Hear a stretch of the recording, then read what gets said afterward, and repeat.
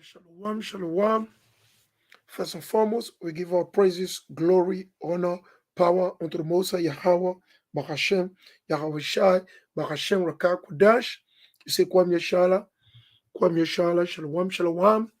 Shalom to the so-called blacks, Latino, and native scattered throughout the fuck on this earth with the Israelite according to the Bible.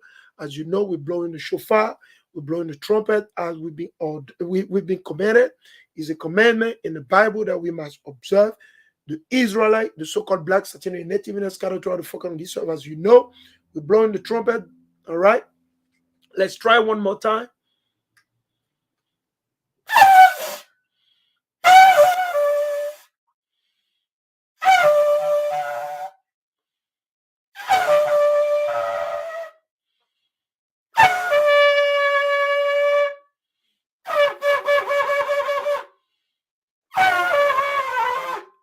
Right, you know, there's a warning. We blow out the trumpet to warn our people, right? The trumpets must be blown on the high holy feast day of the Most High, on the Shabbat, on the new moon, on the day of judgment, of joy, on the day of judgment. The trumpet will be blown on the coming of our Lord and Savior Yahweh Shah Mashiach. The trumpet will be blown. So, brother, you got to keep that in mind. We all can learn.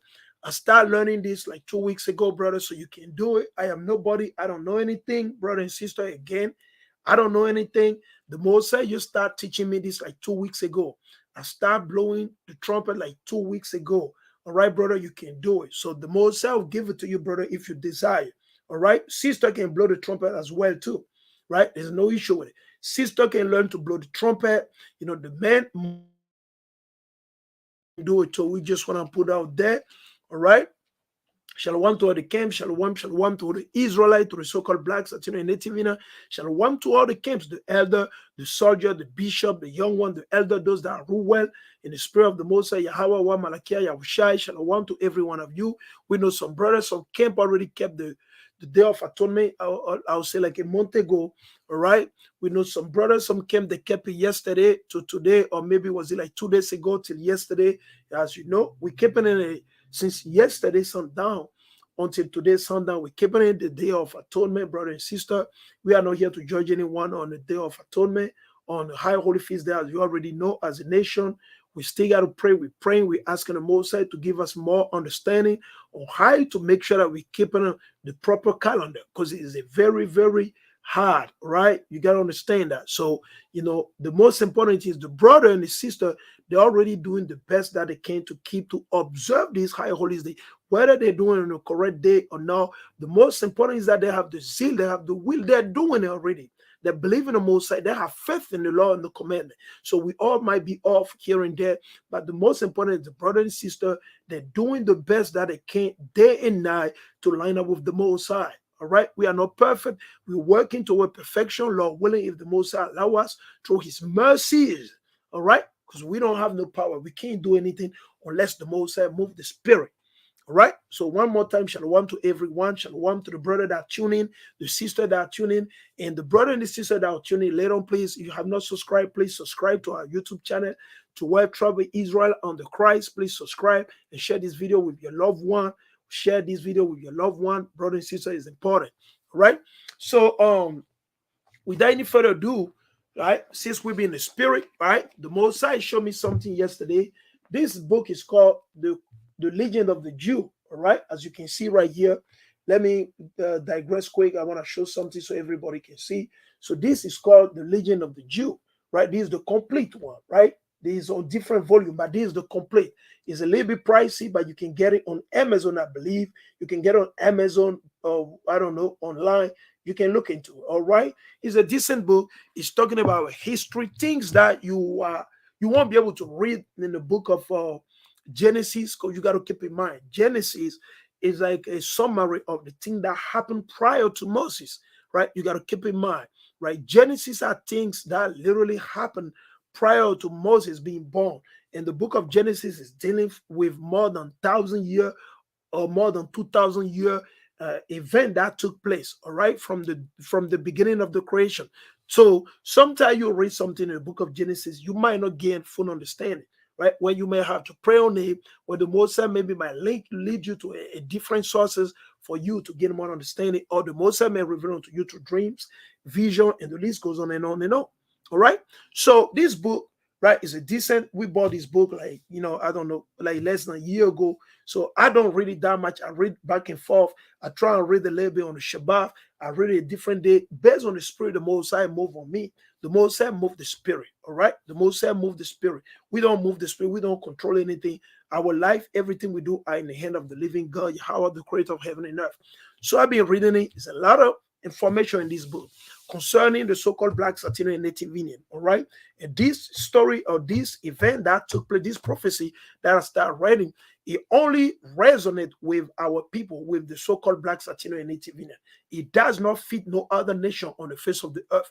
Me reading it, actually, I see a lot of things that my parents, they were doing in West Africa, literally. I saw a lot of things. A lot of things that my mom told me, I read it in this book, literally. I literally read in this book. All right. Now, we don't force you to go read it. We don't tell you to read it. We're just going to share some information with you, right? It's up to you if you want to look into it, but we're going to share the information, the origin of what the Day of Atonement. Where did he came from? All right. Where did he came from? All right. Where did he came from? What is the origin of the Day of Atonement? All right.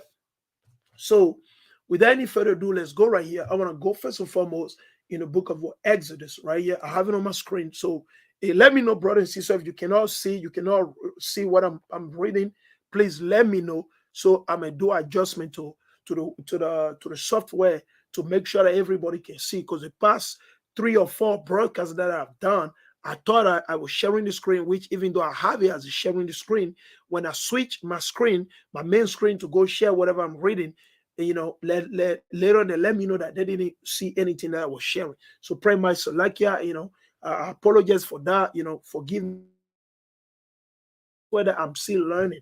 All right. So brother, bear with me, and sister, bear with me, be patient. All right, let's read in the book of Exodus, right? I'm right here in the book of Exodus chapter 30, and we're going to read verses 10. Once a year, Aaron shall make atonement on its horns, on its horn. Keep in mind, this annual atonement must be made with the blood of the atoning sin offering for the generations to come. It is most holy to the Lord. All right. So now let's go right here. I have the book also. I was able to open it up on my. I was able to open it online. All right. Right. Like I say, if you can't see the comment, please let me know. Right. Shalom, shalom, shalom. Yeah, that's right. Okay, I appreciate that. Good on both now. Okay, all praise it. We appreciate that. Thank you for the heads up, salt of the earth cartoon. We appreciate that. All right, so let's go now. We're gonna read this thing right here, so brother and sister can see. All right, and like I say, this is a very interesting. All right, it's a very interesting for the brother that don't know. So we're gonna read from this. It's called the AKEDAH. Right, you can see the AH right there, the AKEDAH, right, is in the Hebrew. It might not be perfectly in the Paleo Hebrew, but guess what? It's closer, the AKEDAH. All right, so let's dive into it. Right, let me just ask Google, what is the meaning of AKEDAH? Okay, what is the meaning of AKEDAH? So let's see what they got to say. Meaning of AKEDAH. Let's see what it means. Maybe Google might know it. All right. AKEDAH is Hebrew for binding and referred to the central action. There we go. You see these? I'm telling you. Okay. And nothing, listen, I'm telling you, brother and sister. All right. Jews for Yahweh.org or whatever. I don't know. This is a Britannica. Okay. Right. And we can click on this one. All right. Let's go to Britannica. All right. It literally tell you they know about this. Okay. AKEDAH, biblical literature, AKEDAH, Hebrew, it means binding, right? Now, who was binding? Isaac, referring to the binding of Isaac as related in Genesis 22. Abraham bound his son Isaac on the altar at Moriah. So Moriah, which is Jerusalem, all right? All right? Moriah is Jerusalem, all right? As he had been instructed by Yahweh. All right. An angel stopped Abraham when he was about to slay his son and replace Isaac with a ram. A ram. Okay. A ram. Okay. This is the last of the 10 trials to which Yahweh subjected Abraham. All right. So we can see the meaning right here. This literally from what Britannica, which these people they have hold on a lot of our history. They have hold on a lot of our books. So you got to remember when Esau, Edom, Idumea, the hidden, the enemy, when they destroyed Jerusalem, they took over a lot of our writing, the writing of our forefathers, and they kept it. They kept it. Right? You got to keep in mind, right? During the Greek time, they took hold of a lot of our writing, a lot of our things, they burned them, and they see some of them, they confiscated. All right. So you got to keep in mind, brother and sister, all right? You got to keep that in mind. It's important. What we're about to read, brother and sister, is a mind-blowing, all right? So we're going to go into it. All right. Let's dive into it. So, I mean, this book, The Legend of the Jew, right? The volume 1 and 5, okay? Volume 1 and 5. In the book, it will be on the page 88 through 89. So let us read the AKEDAH, which means the binding.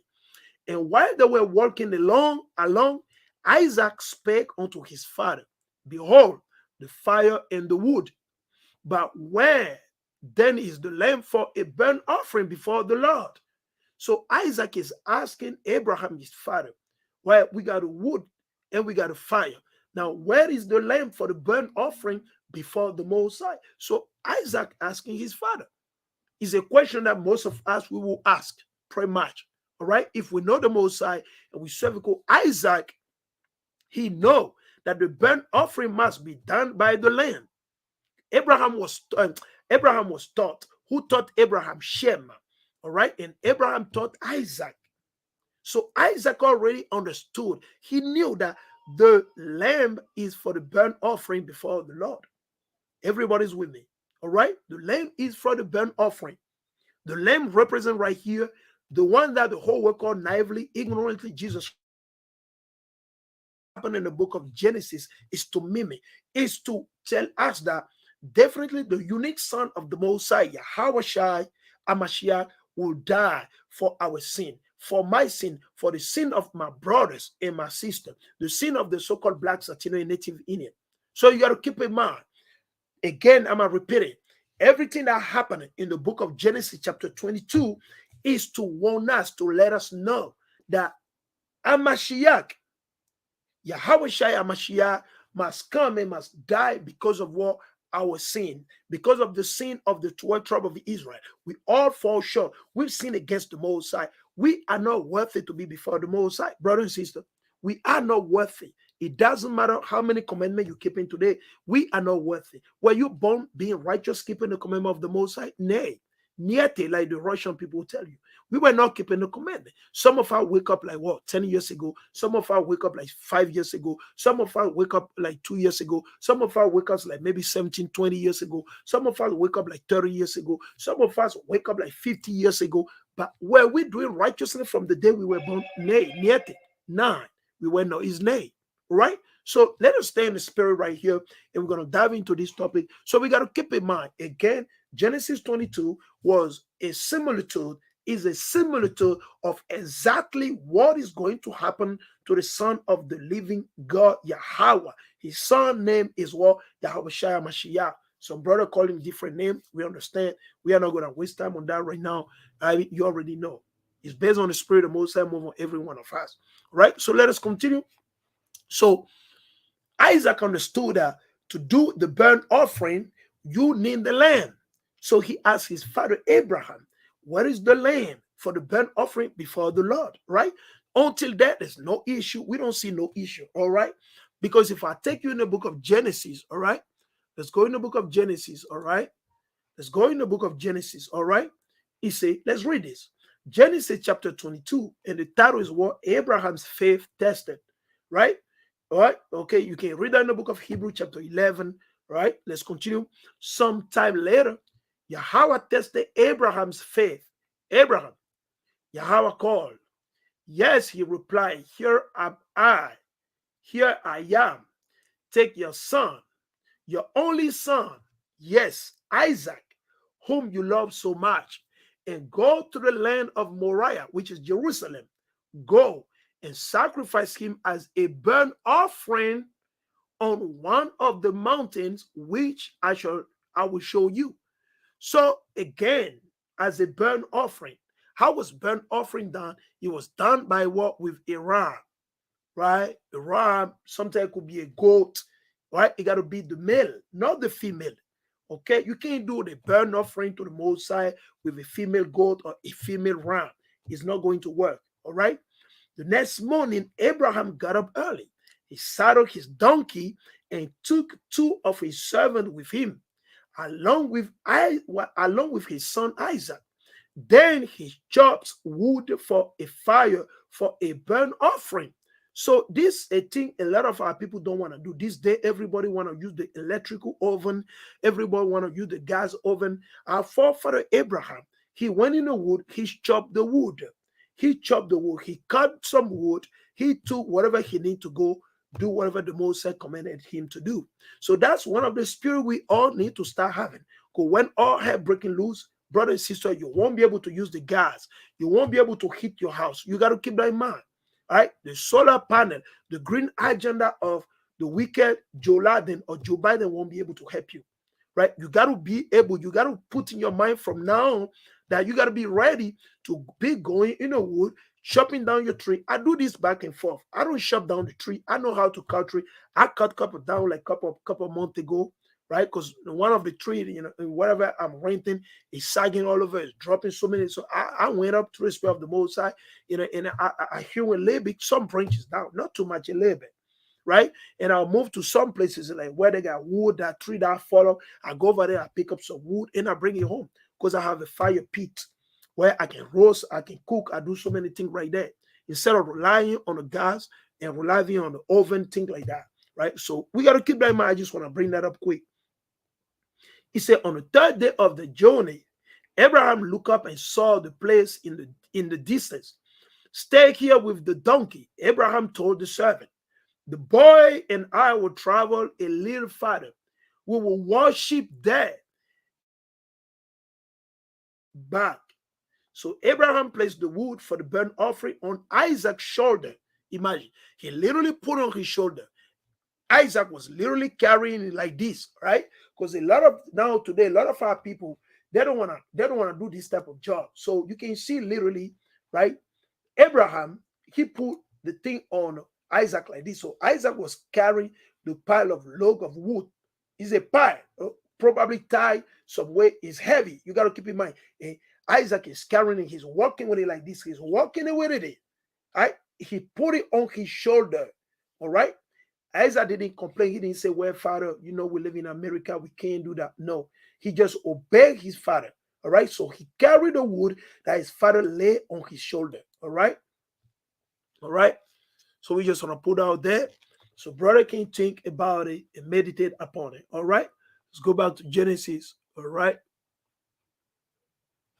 It's important that we analyze this thing that we're reading. All right. It's important that we do analyze them. We can't just read just to read. We got to read and analyze what we're reading. Okay. And meditate upon it. He says, so Abraham placed the wood for the burnt offering on Isaac's shoulders, while he himself carried the fire and the knife. As the two men walked on together, Isaac turned to Abraham and said, Father. Yes, my son, Abraham replied, we have the fire and the wood. The boy said, that's Isaac, but where is the sheep for the burnt offering? What do you need for the burnt offering? Sheep.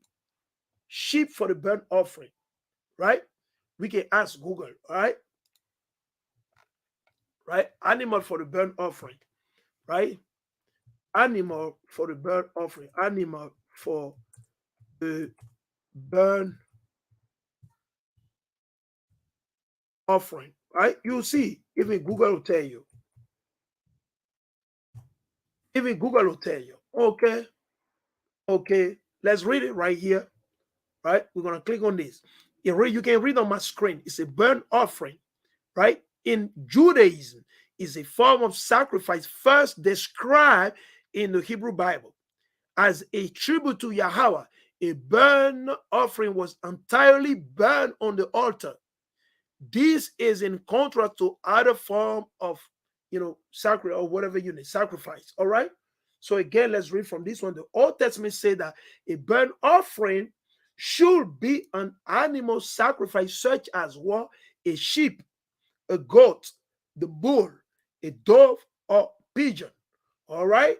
So you can't use anything. However, Isaiah referring to the sheep, to the sheep. All right, the sheep or the goat, that's for the burnt offering. And we know Amashiach is that sheep without blemish. He's the lamb. Lamb, sheep, synonym, pretty much the same thing. He's that lamb, that sheep without blemish. All right, without sin, without spot. He was clean. He was perfect. All right, to take away our sins once forever. All right.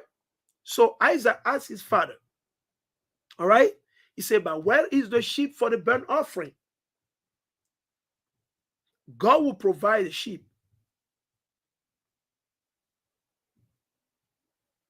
Yahweh will provide the sheep for the burnt offering, my son. Abraham answered, and they both walk on together. So let's go to the Legion of the Jew. All right, let's continue. He said, so everything is on point. There's no issue, no contrast, anything. All right, it's lining up with as we read it. And while they're walking along, Isaac spake unto his father, behold, the fire and the wood. But where then is the lamb for a burnt offering before the Lord? Because Isaac know we need a lamb or a sheep or a ram for the burnt offering. And Abraham answered Isaac, saying, the Lord had chosen thee, my son. You see, so Abraham blatantly, he can't lie to him, right? Because you can read that detailedly in Genesis, all right? You can't read that detailedly in Genesis. The Lord had chosen thee, my son. Will Abraham lie unto Isaac? No, he won't lie. So that makes sense, right? So he's telling the truth. Thou shalt not lie.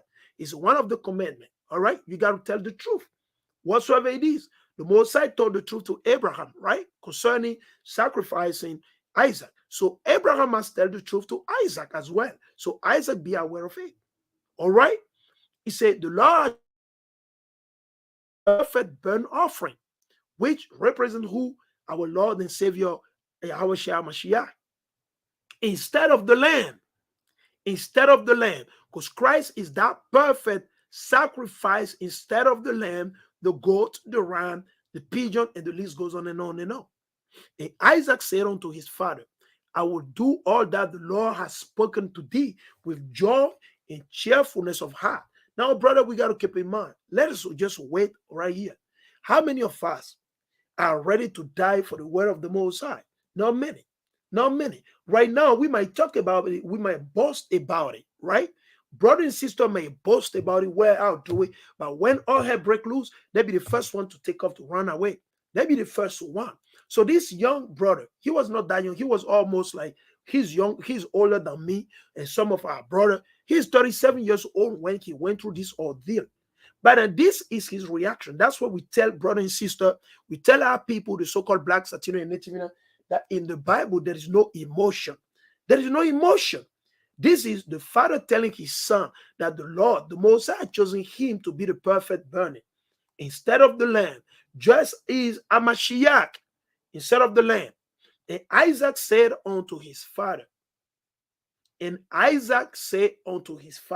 I will do all that the Lord has spoken to thee with joy and cheerfulness of heart. How many of us are ready, even though we've been persecuted, we've been attacked, all type of evil happening to us? How many of us are willing, right, to continue to stand for the Most High? Not many. Not many. Let us be honest. Let us not brag.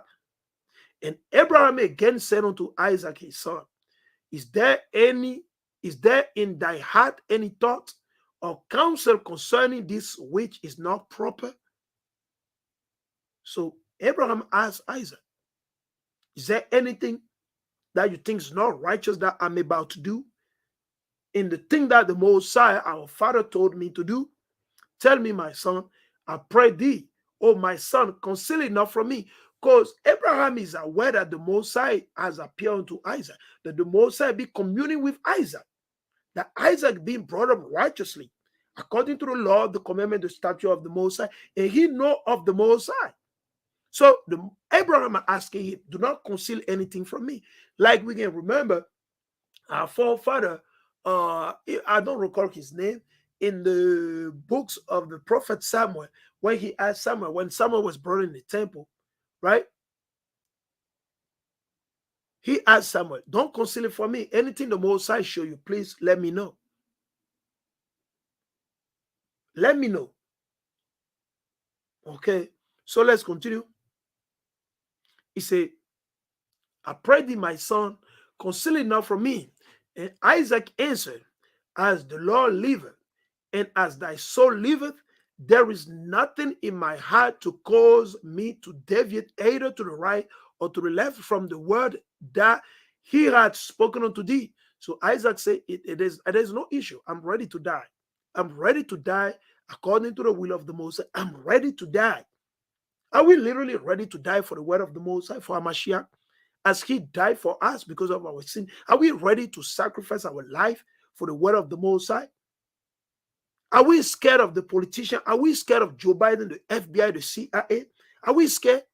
Are we scared of this Arab, this Muslim? Are we scared of this Chinese? And the list goes on and on and on.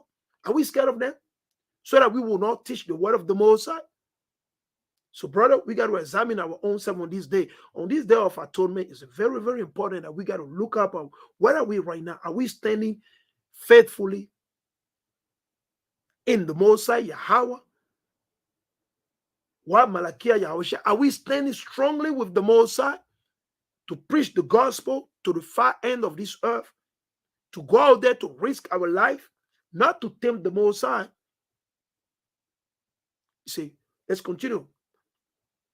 But I am joyful and cheerful of heart in this matter. And I say, blessed is the Lord who has this day chosen me to be a burnt offering before him. So Isaac, he blessed the Most High. He did not curse the Most High. He did not say anything against the Most High. He understood that the Most High made him and the Most High can take him at any time. He did not take it for granted. Even though his father was righteous and that he was righteous as well, he didn't take it for granted. He understood that the Most High control all things and the Most High rule over man, regardless who you are. So he blessed the Lord. So we got to keep that in mind, brother. Like I was telling my rib, I say, are we won't receive evil from the Most High? We got to receive both good and evil from the Most High. It is part of the plate, brother and sister. Before you receive the crown, before you be able to rule over the nation, to rule over this amount of people, you must be able to drink both the sweet and the bitter. You can't just be looking to drink the sweet. And that's the main mind of our people. A lot of our brothers waking up in this truth, they think just because they're keeping the commandment, they're fasting, they're praying, everything's going to go smoothly. No, brother. If you have not been taken yet, you have not been tested yet, guess what's coming, brother? It's coming. Just be ready. It's coming.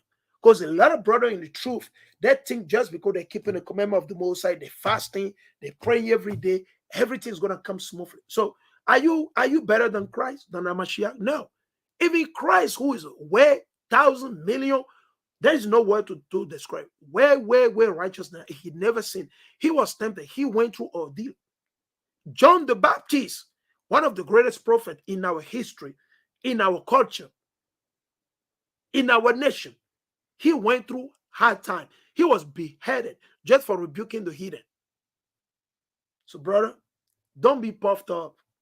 Don't be thinking that you know 1,000 precepts.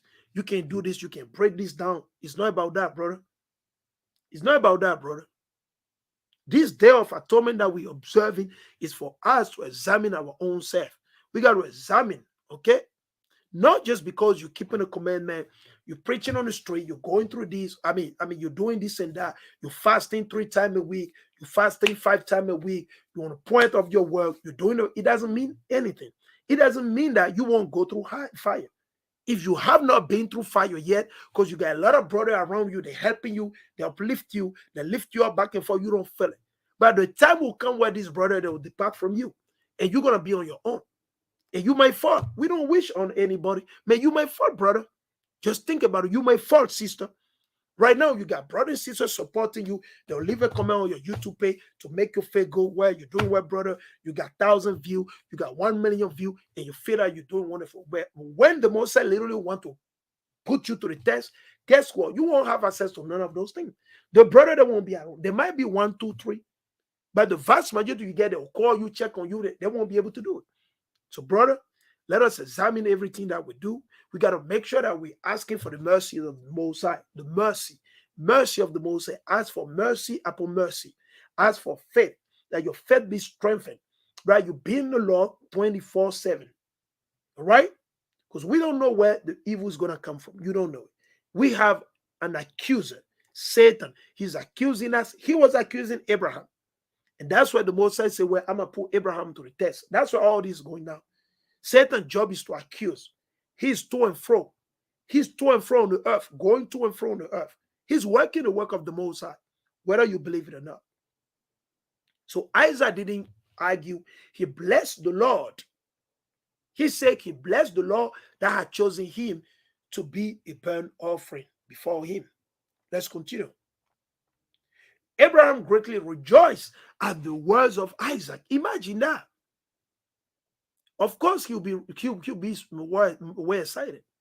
And then went on and came together to that place that the Lord has spoken of. He didn't flee. He didn't run away, brother. Just think about it. He didn't run away. He didn't flee. He didn't cry, oh, Lord, Father, please. Oh, no.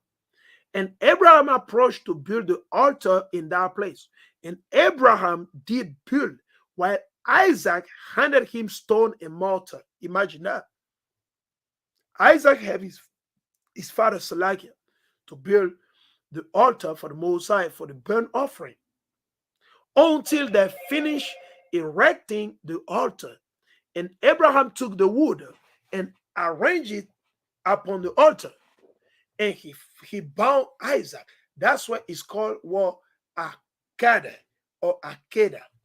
AKEDAH, because Isaac was bound, to place him upon the wood, which was upon the altar, to slay him for a burnt offering before the Lord. Isaac spake hereupon, Father, make haste, bear thine arm, and bind my hand and feet securely, right? Like it's done with the lamb, the goat, you already know. For I am a young man, but 37 years of age. So, because some brother, when you read in Genesis, you think that Isaac was just innocent when Abraham just grabbed him to go sacrifice. No, it didn't work like that. That's even common sense, all right? What age did Amashiach die? Around the 30, 33. Some brothers say, some people say 34, some say 35. Approximately the same age Isaac was about to be sacrificed. He was 37 years old, or he was fully aware of the Lord, the commandment of the Most High. Nothing new under the sun. He was already admonished in the Most High. He was already brought up in the Lord, the commandment of the Most High, mightily.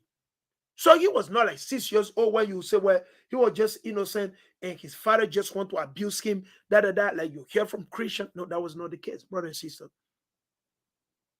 That was not the case. That was not the case. So he told his father, hurry up. He said, make haste, bear thy arm, bind my hand, and feet securely, for I am a young man, but 37 years of age. And thou art an old man. Go, Abraham at this time, imagine how old he was at this time. Imagine how old he was. Because we know Abraham was what? He was 100 years old when he had Isaac, okay? Sarah, so Abraham was 100 years old, okay? Sarah was 99 years old pretty much, okay? 99.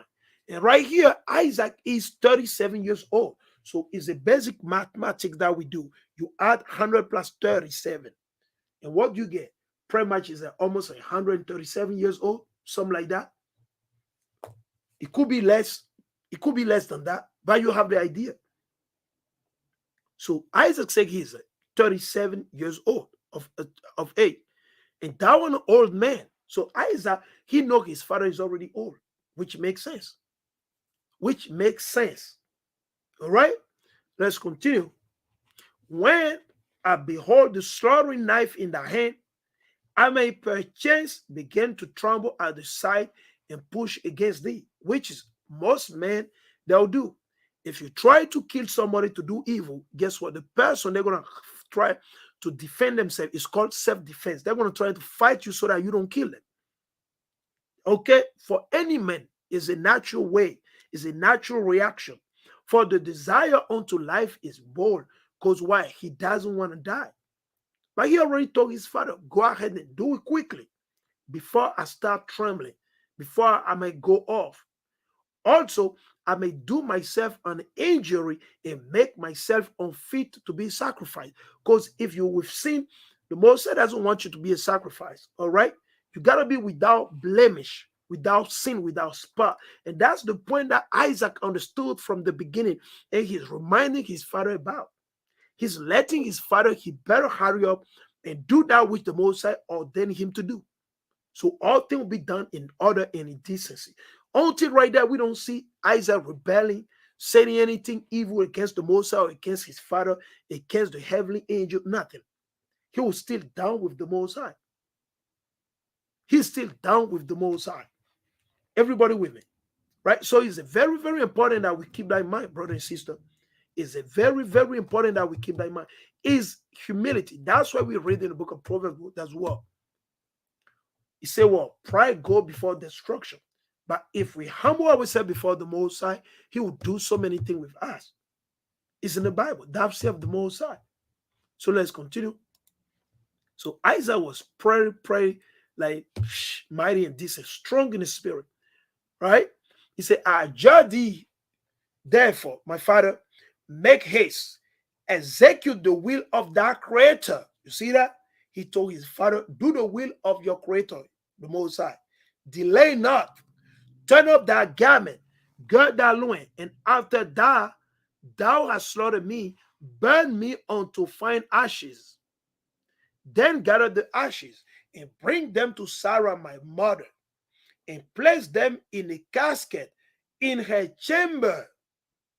At all hours, whenever she entered her chamber, she will remember her son Isaac and weep for him. All right? And again, Isaac spoke, as soon as thou hast slaughtered me and hast separated thyself from me and returnest to Sarah my mother, and she asks thee, where is my son Isaac? What wilt thou answer her? And what will you two do in your old age? Abraham answered and said, we know we can survive thee by a few days only. So Abraham will only be able to survive only a few days. We can't make it without you. However, let's see what he got to say. He who was our comfort, the Most High, the Most High, the Most High, he who was our comfort with capital C, before thou was born. Who was the comforter of Abraham before Isaac was born? It's the Most High. The Most High that appeared unto Abraham. You can read that. You can go in the book of Genesis 16. You can read about it. Genesis 14, Genesis 15, Genesis 16, Genesis 17, Genesis 18, Genesis 19, Genesis 20, 21, and we're in Genesis chapter 22. Okay, will comfort us now and henceforth. He said, the Most High will comfort us. He's the only one that can comfort us. Us not having you, my wife and myself, not having you, we cannot do it so long. Only the Most High can do it. After he had laid the wood in order, he bound Isaac on the altar upon the wood. Abraham braced his arms, rolled up his garment, and leaned his knee upon Isaac with all his strength, like the way you do with war, with a lamb, a goat, all right? And Yahweh and God sitting upon his throne, because everything that was being done, the Most High seeing everything, the angel, the heaven, because you got to keep in mind, Satan just literally accused Abraham, right? Because when you go a little bit backward, you can see it says Satan accused Abraham. Satan accused Abraham. He's our accuser. Peter said it. You go in the book of Revelation from John, you can see, you can read it. All right? Let's continue. And Yahweh God sitting upon his throne, high and exalted, saw how the heart is in plural. The mind of the two were the same. The mind of Abraham and Isaac were the same. This is a similitude between Christ and the Most High. That's why Christ said in all his speech, all his prophecy, what did he say? He said, I and the Father are one. They are of the same heart. They are of the same mind, brother and sister. Right? Let me see, I'm going to bring it out quick. We can get it in the book of John, right? The Father and I are one. All right? You got to keep in mind, same mind. Same mind. Same mind. Okay? You got to believe that. You got to know it. All right? Let's go in the book of John. All right? We're going to read this quick. This is the book of John, chapter 10 and verse 30. Okay? Let's see what it says. English Standard Version. I and the Father are one. I and the Father are one. Watch this. John 10 and 29. He said, my Father who has given them to me is greater than all. No one can snatch them out of my Father's hand. Okay? So you got to keep in mind, right? You go to John 14 and 11, you can read about the same thing. John 14, 11. Let me read it again. John 14, 11. Believe me when I say that I am in the Father. So they agree. And the Father is in me.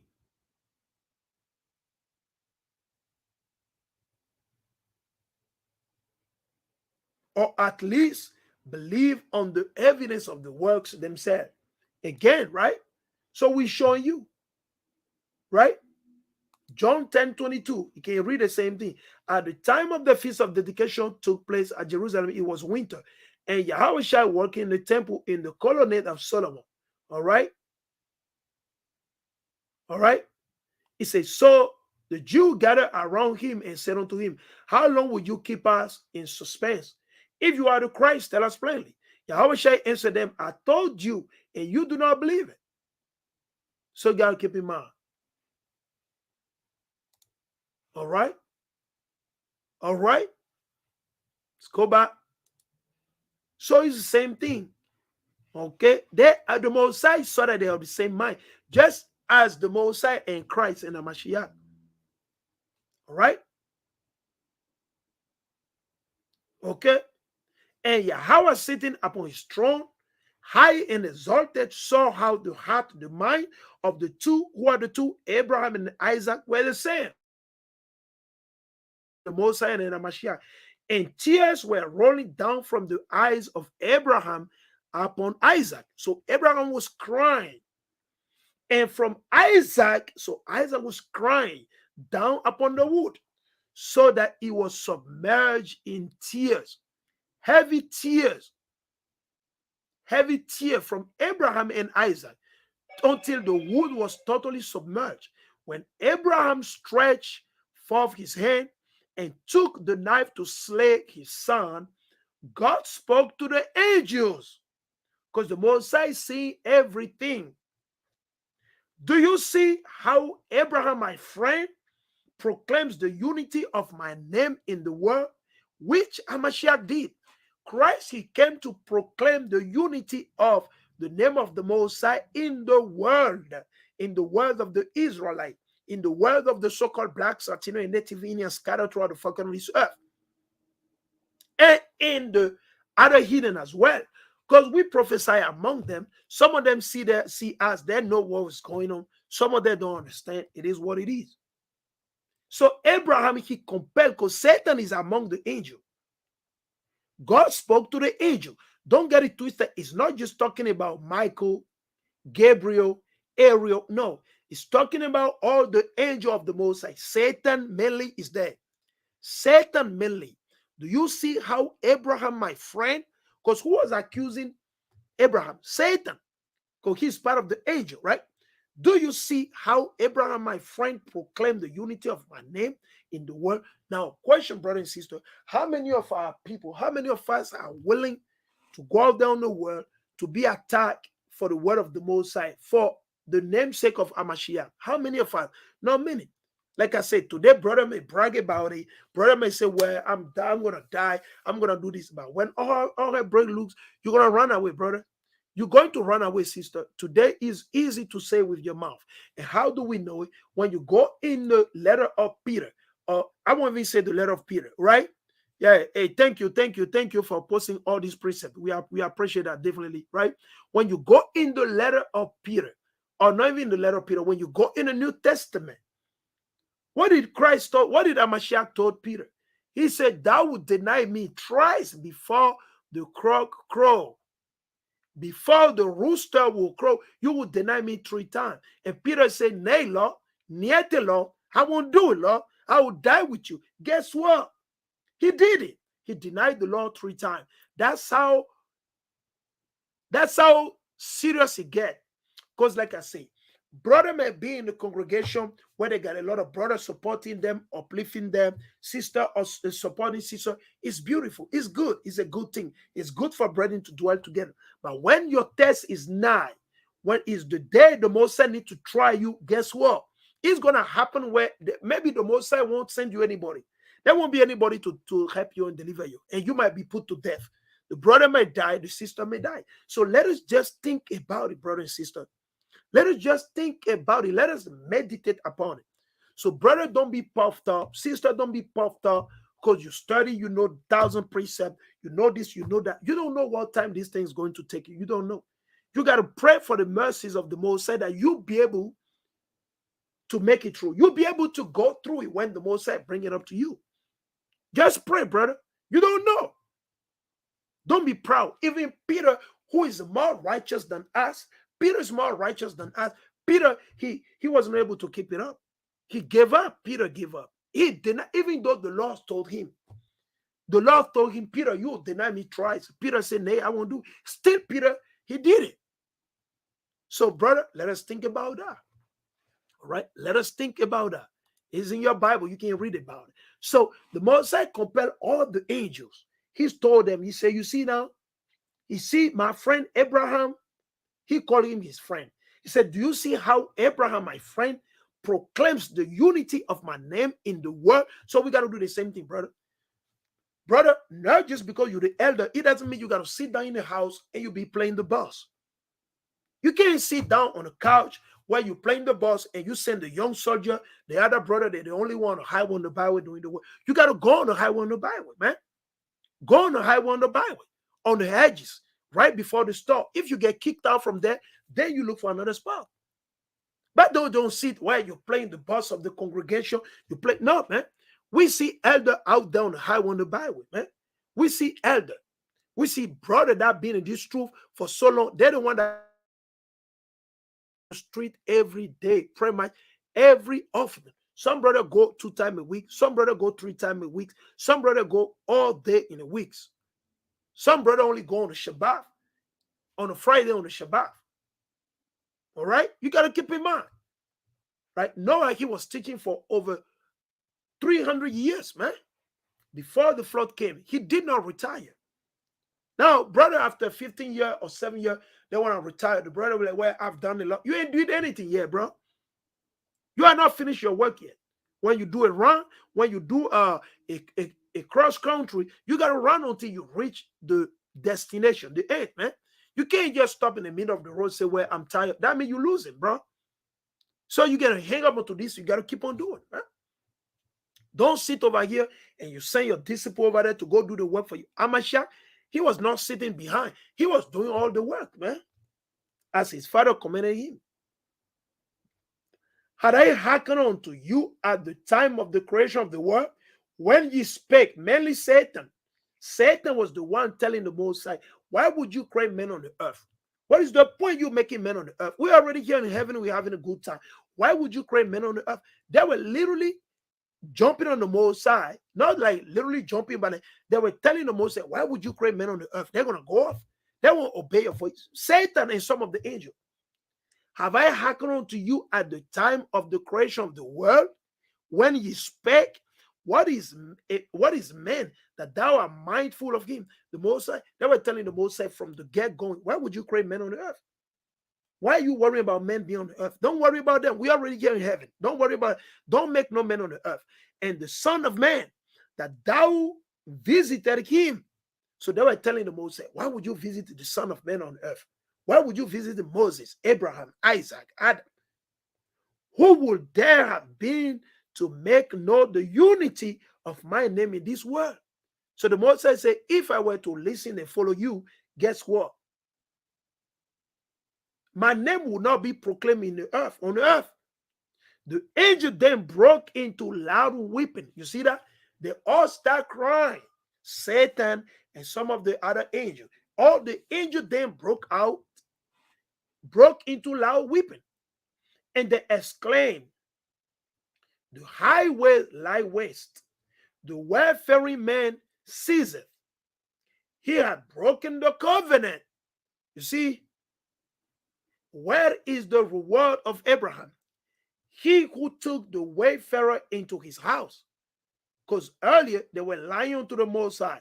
They said, this angel, they were complaining. They said, the highway lie waste, the wayfaring man Caesar. He said he had broken the covenant. They were saying that Abraham broken the covenant because Satan went into Abraham's house. One time Abraham was winning Isaac. When Abraham was winning Isaac, Satan, he transformed himself into a beggar. So he went over there, even though he was not invited, he went over there, and that's how he started bringing real accusation against Abraham.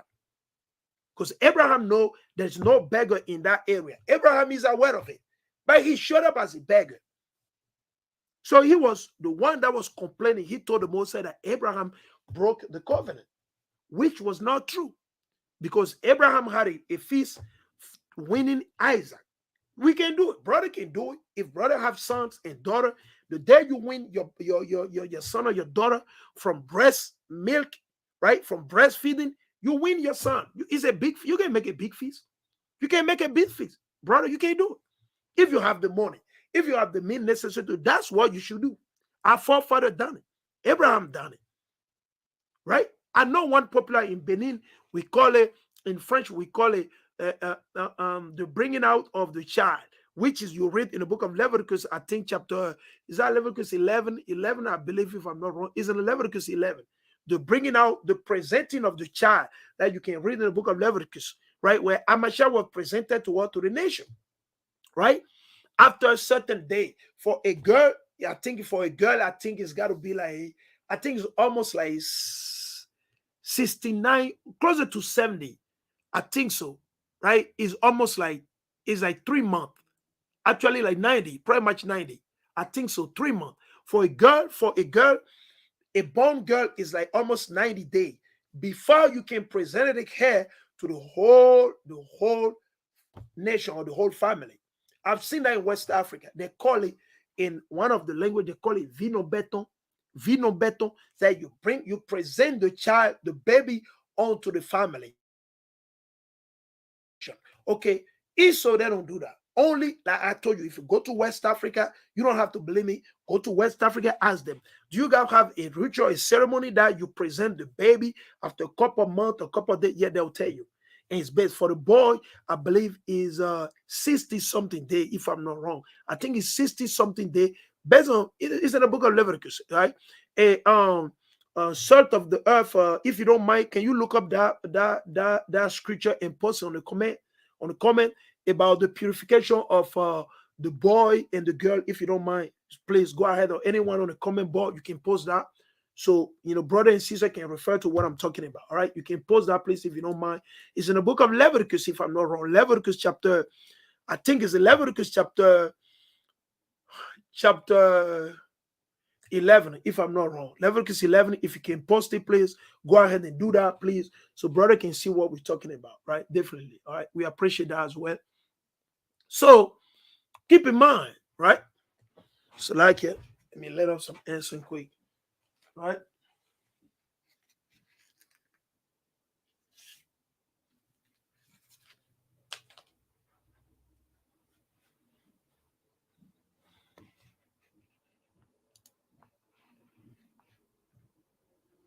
Salakia, huh? Okay.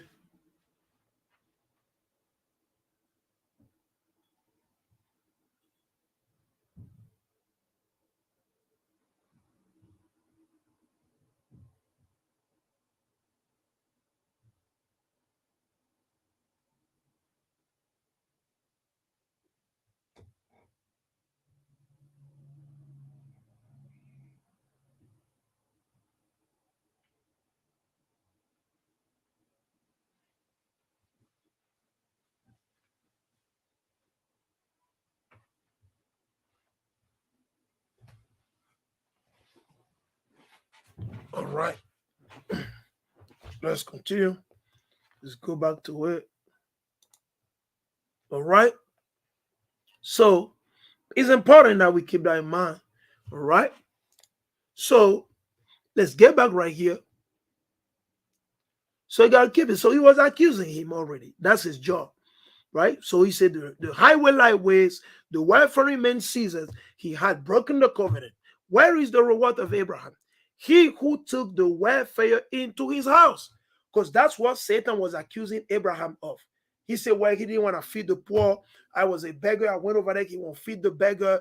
Because Abraham knew there was no a beggar in the area. So that's why he didn't worry about it. Satan was just doing that to provoke him, to bring real accusation before the Most High. When you say, well, Abraham is not mad, we know, we read, Abraham was one of the most hospitable men on the face of the earth back in those days. Everybody was welcome. We're welcome in his house. He cooked for everybody. There was food for everybody.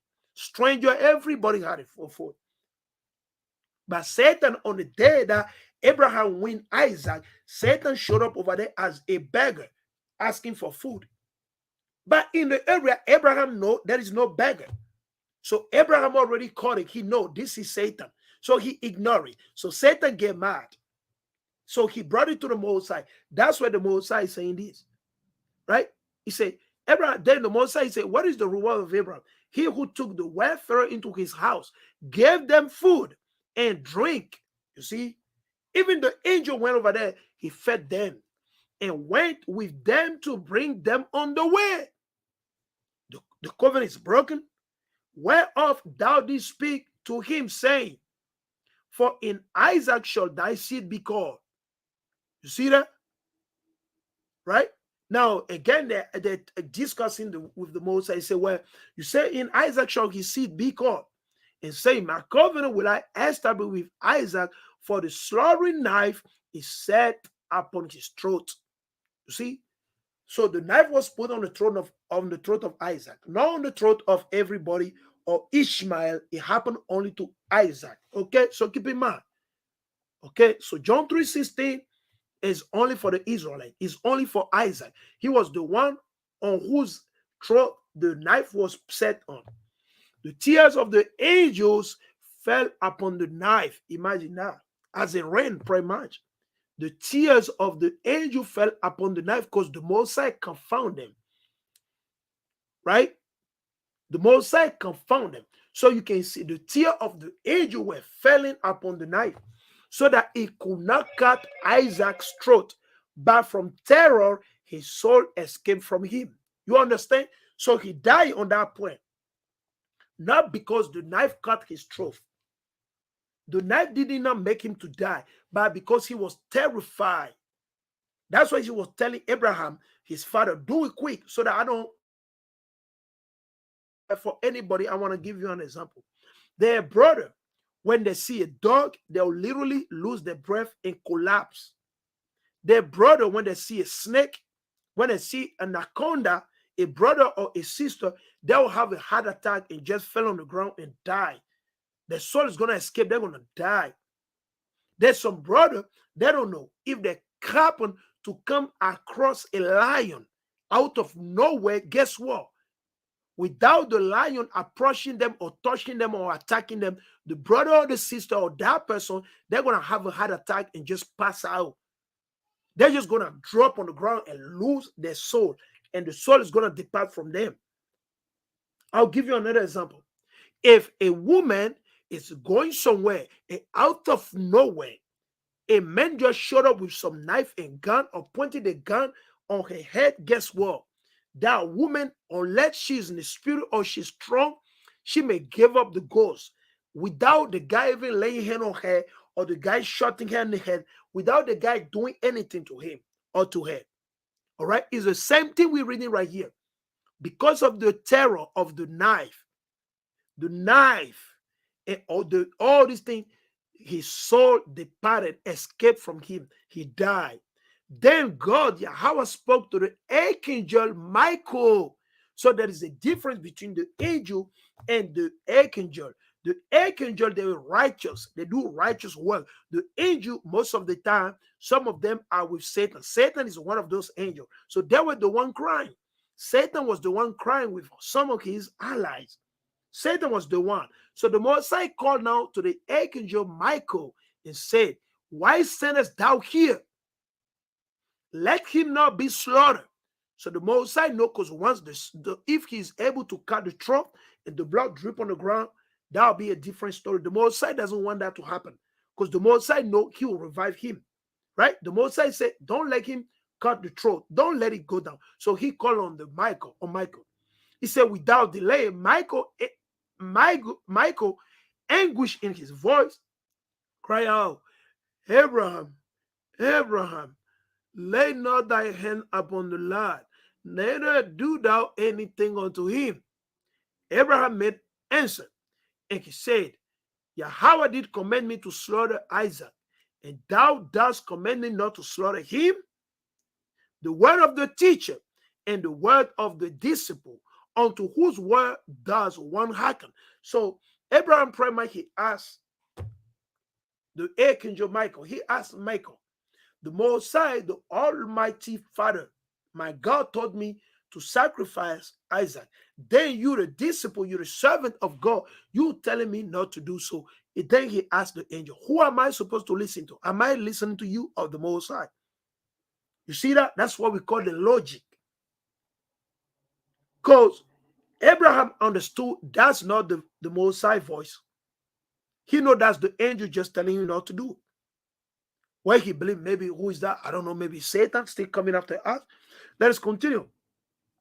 Then Abraham heard it say, by myself I sworn.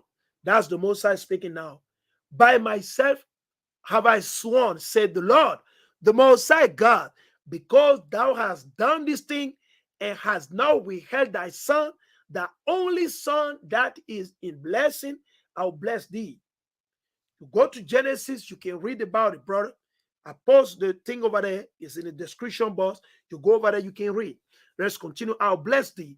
And in multiplying, I will multiply thy seed. If you pay attention, it's in a singular. Thy seed. It's not talking about many seed. It's not talking about Ishmael. It's talking about Isaac. It's talking about Isaac as the star of the heaven. All right? The so-called black Latino and native shall be as the star of heaven, and as the sand which is upon the seashore, on the seashore.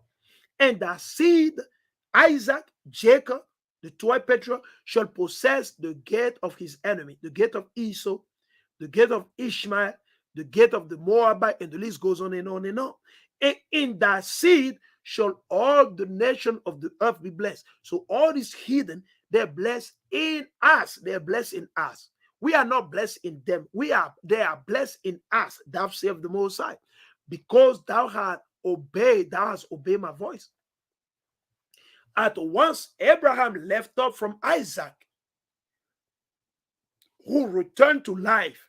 So how did by the heavenly voice admonishing Abraham not to slaughter his son? The Most High revived Isaac the same way he revived Christ, Yahweh Shah Mashiach. Abraham loosed his bond, and Isaac stood upon his feet and spoke the benediction. Blessed art thou, O Lord, who quickenest the dead. Who quickenest the dead. You can read it throughout the whole Bible. Maybe you don't know what we're talking about. Okay.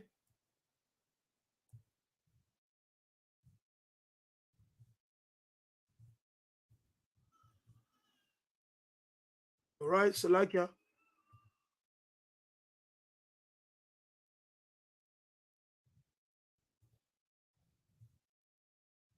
Keep in mind, the Most High, everything you see, you know, you got to keep in mind, the Most High does everything for a specific purpose. A lot of time, brother, don't know. All right, okay, so we can read it, right? Ephesians,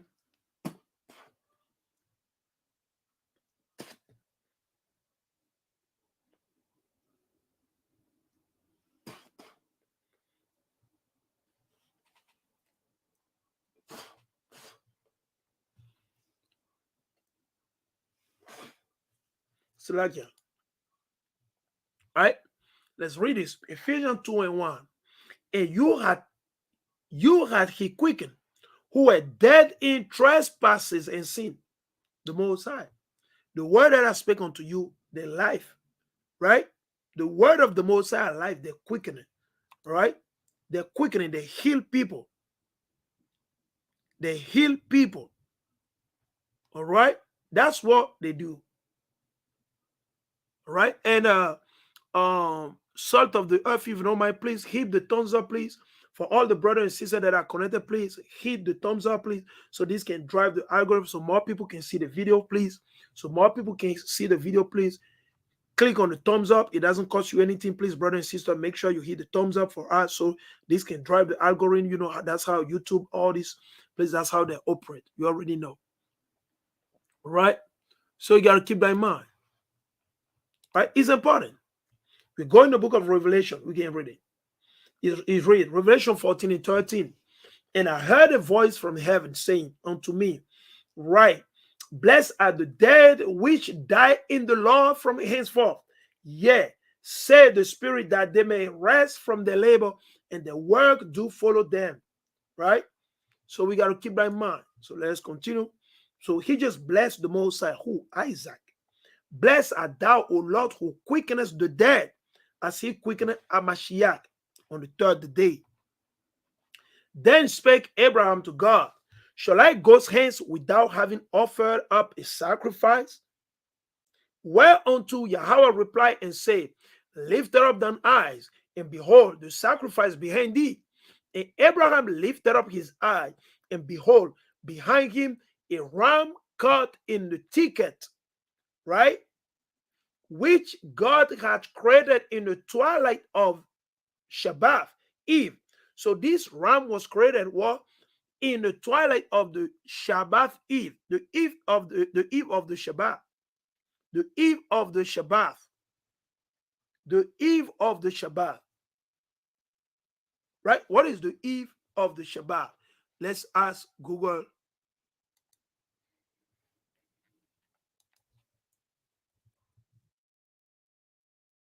Just mean the day before. Let's see the eve of Saturday. Let's put it like that. Let's see the eve of Saturday. Right? The eve of Saturday is just the day before. All right? Right? The day before. Right? So the eve, right? You see that? Let me see.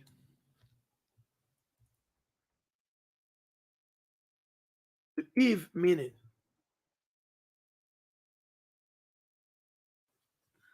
All right? Right? The day or period of time immediately, immediately before an event or occasion. Okay, that's what it means. Eve. Eve. Eve, right? So this ram was created in the week of creation, right? God created this ram in the twilight of Shabbat Eve. Shabbat Eve. In the week of creation. And how do you know it? We can go in the book of Genesis, all right? Let's say in the book of Genesis,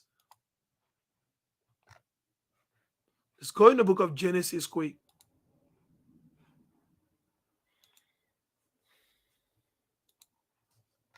Let's go in the book of Genesis so you have an idea. Before the Shabbat, all right? And we're going to see what are the things the Moses created. And this is symbolic for Amashiach as well, right? Keep in mind, this is symbolic for Amashiach, all right? So you keep on reading, right? When the Moses created the beast, this animal, all right? So keep in mind, divided them, the fruit. There we go, right? And let's read this. And God, this is the book of Genesis chapter 1 and verse 21, right? And God created great whales, right?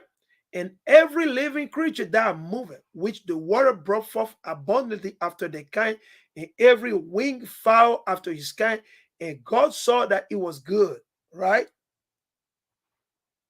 And God blessed them, saying, be fruitful and multiply, and fill the waters in the sea, and let fowl multiply in the earth, right? So he's talking about all the animals. And the evening and the morning were the fifth day. The fifth day, right? Because you continue,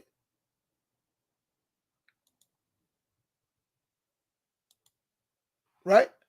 The morning and the evening were the fifth day that this animal were created, right? So keep in mind, right? And God say, let the earth bring forth the living creature after his kind. So keep in mind, Genesis chapter 24. So like Genesis 1 and 24. Genesis 1:24. All right. So now let's continue. And God say, let the earth bring forth the living creature after his kind. Right? The earth, like the ram, the goat, the sheep, the cow, the buffalo, pretty much the cattle, anything that is cattle. It's talking about cattle. So a ram is a cattle, as a sheep, a lamb, a goat, and the list goes on and on and on. It's a kind. It's a let the earth, now living on the earth. Okay, Genesis 1 and 24. It's a cattle and creeping thing and beasts of the earth after his kind, and it was so. John verse 25. And God made the beasts of the earth after his kind, and cattle after their kind, and everything that creepeth upon the earth after his kind. And God, Yahweh, saw that it was good. We now in Genesis 1:24 through 25, which is dealing with what? The beasts of the earth, the cattle. The cattle are those animals that got four foot or 4 feet or 4 legs, like the cow, the goat, the sheep, the giraffe, okay, the lion, okay. So keep in mind. So we want to see which day is that to see if what I'm reading in line up with what Genesis 1:25, 24, and 26 are saying. All right. So you see that, right? Now, this is Genesis 26, right? So all these things that were done, Genesis 26, let's continue.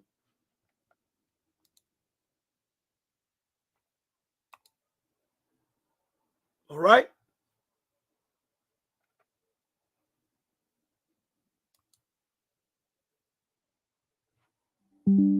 Right. So pretty much you can see everything was done properly the way the Messiah wanted. He created this cattle, like we read in the book of Genesis 1, verse 24, all the way down through 20 to the 26, right? Right? Through 24, actually. Right? Or 25.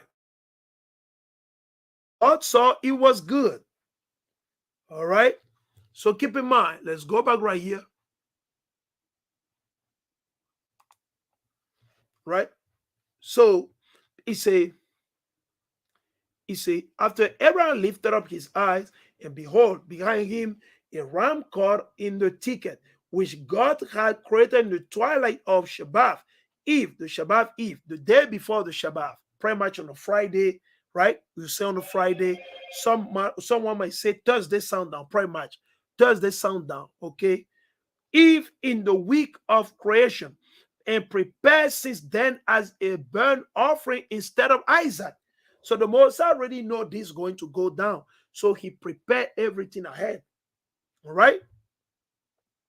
And the ram had been running toward Abraham when Satan, the same accuser, caught hold of him and entangled his horn in the thicket that he might not advance to Abraham, because he just accused Abraham of this and that.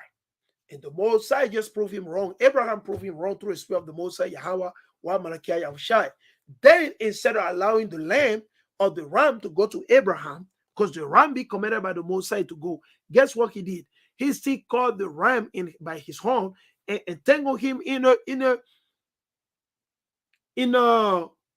wood, so that the ram will not go back won't go to Abraham. So he want literally Abraham to slay Isaac. You see, Satan, that's how he operates. That's why you got to remember 1 Peter 5:8.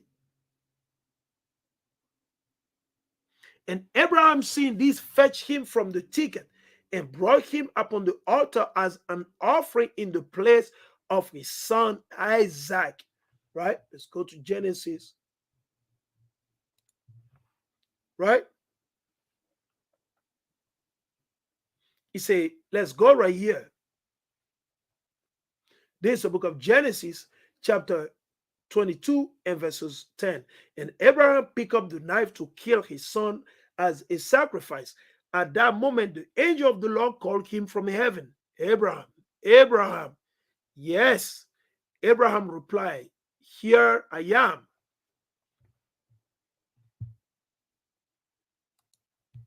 Don't lay a hand on the boy. The angel said, who? Michael. Do not hurt him in any way, for now I know that thou art true, thou you truly fear God. You have not withheld from me even your son, your only son. The Moses didn't hold Amashiach from us, from dying for us. He did not. So are we willing to die for the word of the Moses, for Amashiach, for the gospel? Then Abraham looked up and saw a ram caught by his horn in a thicket. So he took the ram and sacrificed as a burnt offering in place of his son. Abraham named the place Yahweh Yireh, Yahweh Yireh, Yahweh Yireh, which means the Lord will provide. To this day, people still use that name as a proverb. On the mountain of the Lord, it will be provided. On the mountain of the Lord, right? So let's go back.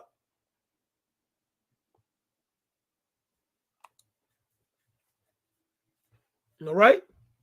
He said, and Abraham sprinkled the blood of the ram upon the altar. So this was done before the Levite. This was done by Adam. Adam done it. Abel was done it. Noah done it. Understand, these things were done before Moses were born.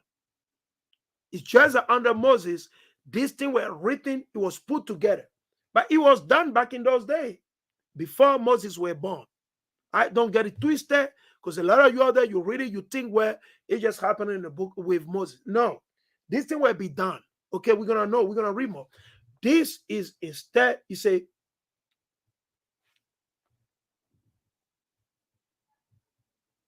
and Abraham sprinkled the blood of the ram upon the altar, and he exclaimed and said, this is instead of my son, and may this be considered as the blood of my son before the Lord.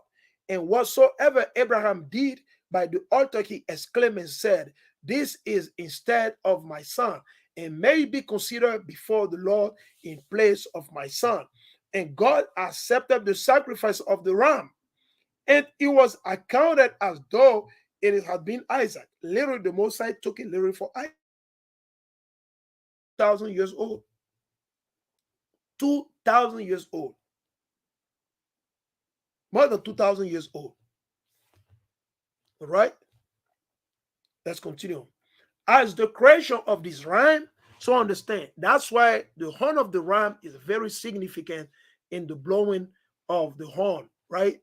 It's very significant, right? For the brother and sister that don't know, it's a very, very significant. It's very, very important. We got to make sure it's the horn of Iran. Whether it be a big or a small one, is enough, brother. All right? Okay. Let us read it. It says, as the creation of this ram had been extraordinary, so also was the use to which all part of his carcass were put. Not one thing went to waste. Not one thing went to waste. The ashes of the parts burned upon the altar formed the foundation of the inner altar, whereon the expiatory sacrifice was brought once a year on the Day of Atonement. So this was done prior to Moses. Let's read it again. The ashes of the part burned upon the altar form the foundation of the inner altar, whereon the expiatory sacrifice was brought once a year on the Day of Atonement, right? The Day of Atonement is once a year. The day on which, so the Day of Atonement that we're observing is what? The day on which the offering of Isaac took place. Hallelujah. All praise to the Most High. That's something the Most High revealed unto all, to his servant. To those that are sick, you ask, you will understand. You seek, it will be given unto you. You knock, it shall be opened. Right? You got to understand. All right? So the Day of Atonement didn't come through Moses. It did not come from our forefather living Egypt. No, it was already there before Moses was born. It was taught Moses again. It was taught Moses again. Abraham was done under Abraham. And I believe before Abraham it was done. Let's read it again.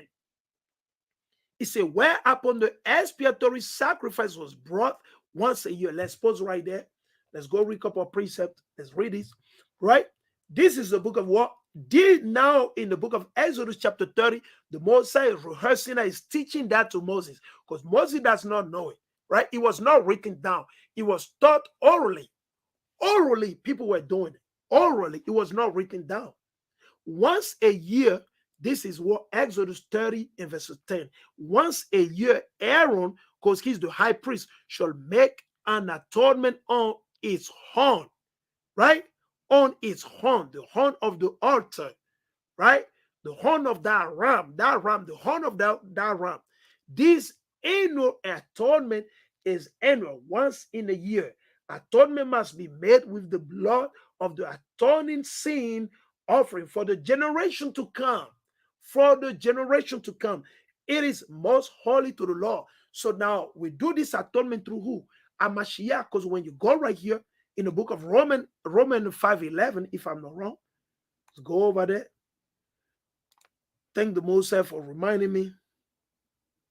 Romans 5, and let's read verses 11. I'm not wrong. Right? Not only is this so, Romans 5:11, but we also boast in Yahweh through our Lord Yahweh Shai Mashiach, through whom we have now received reconciliation. Now, because you're reading this, the NIV or NLT, NIV. If you read in the KJV, let's see in the KJV. Let's check in the KJV. Right? King James Version. Okay. Let's see if we can get a King James Version.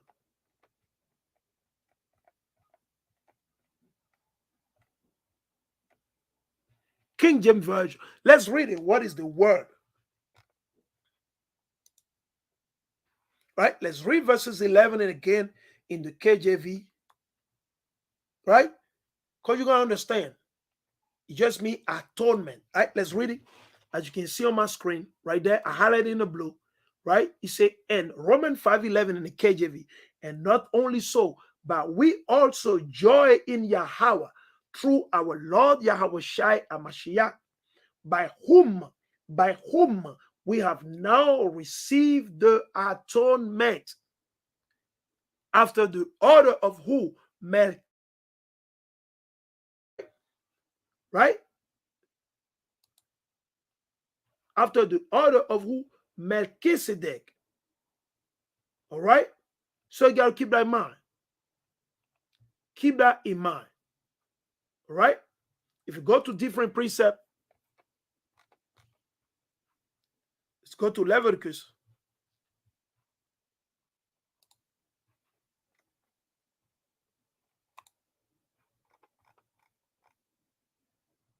Right?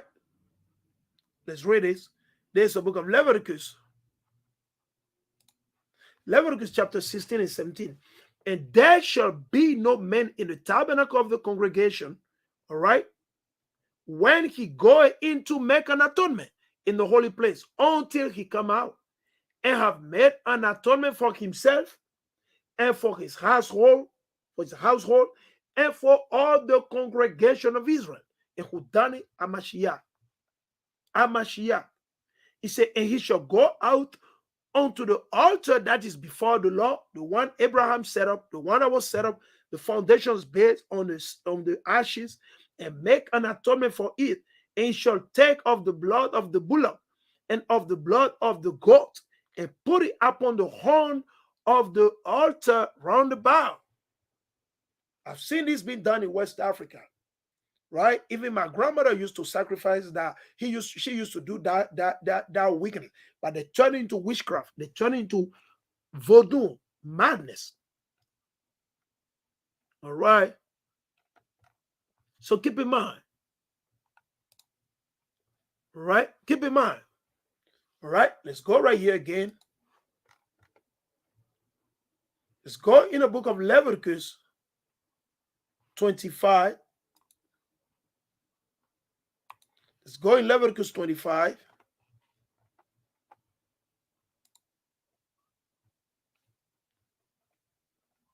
And verses 9. Let's read this. This is the book of Leviticus 25 and verses 9. Then shalt thou cause the trumpet of the Jubilee.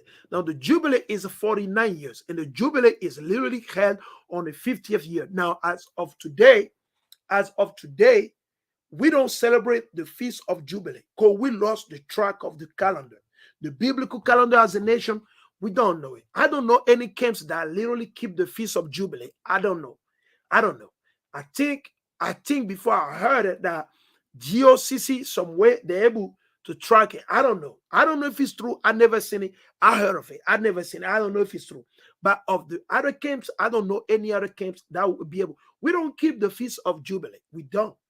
The Feast of Jubilee is counted as what? 7 weeks, 7-year week times 7. 7-year week times 7, which make it what? 49 years. So the Feast of Jubilee is observed on the 50th years.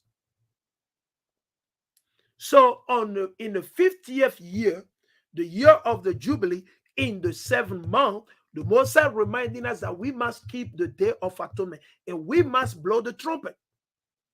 Let's read it again. Then shalt thou cause the trumpet of the Jubilee to sound on the 10th day of the 7th month. The 10th day of the 7th month. In the Day of Atonement shall ye make the trumpet sound throughout all your land. Because there is a spiritual healing behind it. There's a spiritual power. The Mosai didn't say to do that just to do that. There is some power behind it, brother and sister. That's why, brother, we invite you. You can learn. I just started learning a couple of weeks, I'll say 2 weeks ago, and brother can do it, right? You get any horn, whatever the Mosai allow you to do it. Whatever horn the Mosai allow you to get, you get it. All right? Let's try.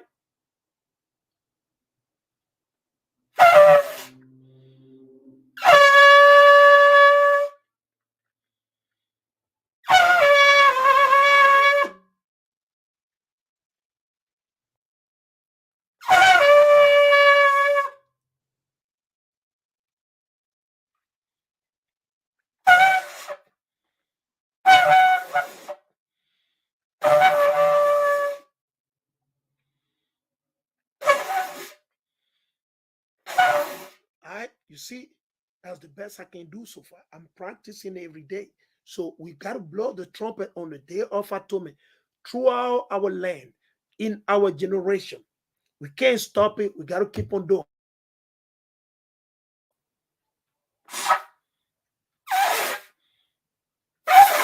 I get excited sometimes to blow it. I get super excited.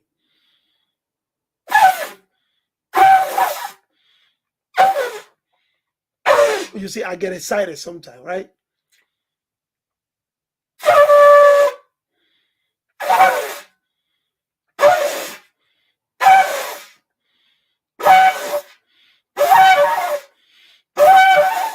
You see, so we got to blow the trumpet. And the blowing of the trumpet is a warning. It goes about us teaching the word of the Most High on highway and the byway to warn our people, to let them know thou of the Most High. The time is night, brother. Our salvation is night than before, brother and sister.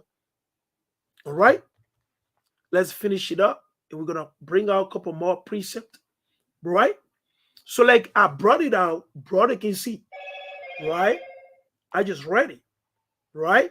Then shalt thou cause the trumpet. Which book is this? Leviticus 25, 9 through 10. Then shalt thou cause the trumpet of the Jubilee to sound on the 10th day of the 7th month.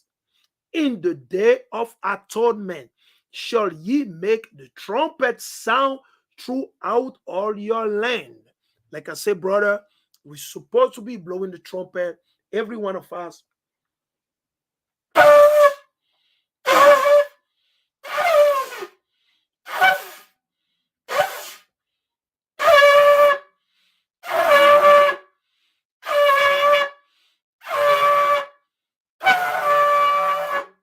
Say, sound the trumpet through the spirit of the Most High Yahweh, wa Malachiah Yahushai. All right? The trumpets must be sound on the day of joy, high holy feast day, either be any warning, brother that are master in the blowing of the trumpet. They got to count the city somewhere and blow the trumpet so the Israelite they can hear it. Whatever they live in DC, Chicago, Illinois, California, Georgia, New York, Maryland, got to do it. So brother can hear it. Because it's important on the day of atonement.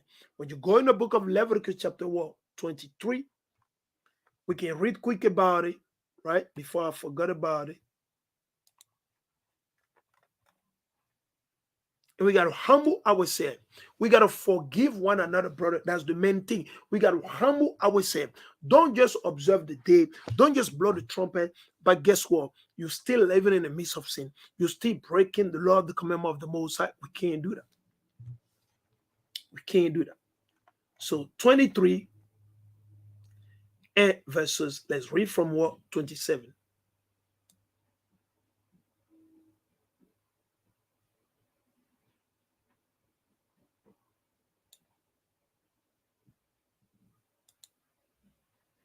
There is a book of Leviticus chapter 23 and verse 27.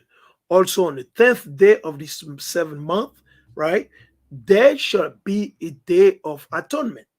It shall be an holy convocation unto you, and ye shall afflict your souls and offer an offering made by fire unto the Lord, the burnt offering. But we don't have to do that today because of our Lord and Savior Yahweh Shai Amashiach, the one that the whole world called naively and ignorantly Jesus Christ, right? He became the burnt offering, right? The burnt offering, right? Offering made by fire is Amashiach. All right, so you can see the day of atonement goes all the way down to the day that Abraham was called to go sacrifice his son. Okay, let us continue. He said, the ashes of the part burned upon the altar form the foundation of the inner altar. And that's the main reason why when you go in the book of Leviticus, right? Maybe brother forget, no, Exodus, right? Let's go over there quick. I want to see if I can pull out quick. Bear with me. Exodus chapter 20, right? Actually, no, not 20. Let's go to 12, right? Let's go to Exodus chapter 12, right? Because there is something the Most High just remind me through the Holy Spirit before I forgot about it, all right? So we got to keep that in mind. This is concerning the Passover. Now, like I say, everything that happened in Genesis chapter 25 is to mimic, is a similitude to the exact thing that happened unto Christ. Same thing. The Christ here is Isaac. Okay, now am I saying literally? No. All right, keep that in mind. Right, Isaac is Isaac, Amashiach is Amashiach, the Mosai is the Mosai, and Abraham is Abraham. All right, so keep that in mind. All right, let me show you something. All right, I want to show you something, and Naomi Salakia, you can also post that precept. I'm gonna bring it out now. Right, I'm gonna bring it out so you can post it as well. Right, you can post it as well. All right, so bear with me. I want to bring it out. I want to bring it out quick. Bear with me. There we go. Let me read it. Okay, let's read from here. I think that should be good. Right? Okay. Right. This. Right. So you got to keep in mind, like I say, everything I'm saying, I'm trying to make sense. I'm trying to give full understanding to brothers and sisters. So when you watch this video, there won't be no confusion. Again, I'm going to repeat this. Abraham, he burned the ram. That burning goes along with the lamb or the sheep or the goat that we use for the Passover. Because when we don't finish eating the Passover early in the morning, on the next day in the morning, the Mosai commanded that what we're supposed to do, we must burn the remaining. We must burn it. That's to symbolize Christ is at the same time. He is the Passover and he is what? The atonement. Because us burning that is to prepare us for the day of atonement, which comes in the 7th month, on the 10th day, starting from the 9th day sundown to the 10th day sundown. So you got to keep in mind, that's why the Mosai commanded, ordained that the remaining of the Passover must be burned. It must be burned because it symbolized the same thing the Mosai revealed unto Abraham and Isaac when he commanded Abraham to go sacrifice Isaac. Am I making myself clear? Is it very simple for everybody to understand? So let's go to the book and we're going to read it. I'm in the book of Exodus chapter 12, salt of the earth. You can post it if you don't mind. It will be Exodus chapter 12 and verses 10 through 11. 10 through 11. Exodus chapter 12 and verses 10 through 11. Or 9, actually 9 through 11. Let's read. It says, the same night they died to eat the meat roasted over the fire. So you can't eat the Passover of the Mosai boiled. You can't smoke it. It got to be roast over the fire, open fire. You can't roast it in your gas oven. You can't roast it in your electrical oven. No, it got to be roasted on a charcoal or wood. Charcoal or wood. You got to roast it in the open fire. Okay? Along with bitter herbs and bread made without yeast, unleavened bread. Do not eat the meat raw or boiled in water, because usually we used to boiling the meat. It's in our culture, it's in our heritage. We boil the meat. We don't eat halfway cooked meat like Esau, Edom, the red, pale people. We don't do that.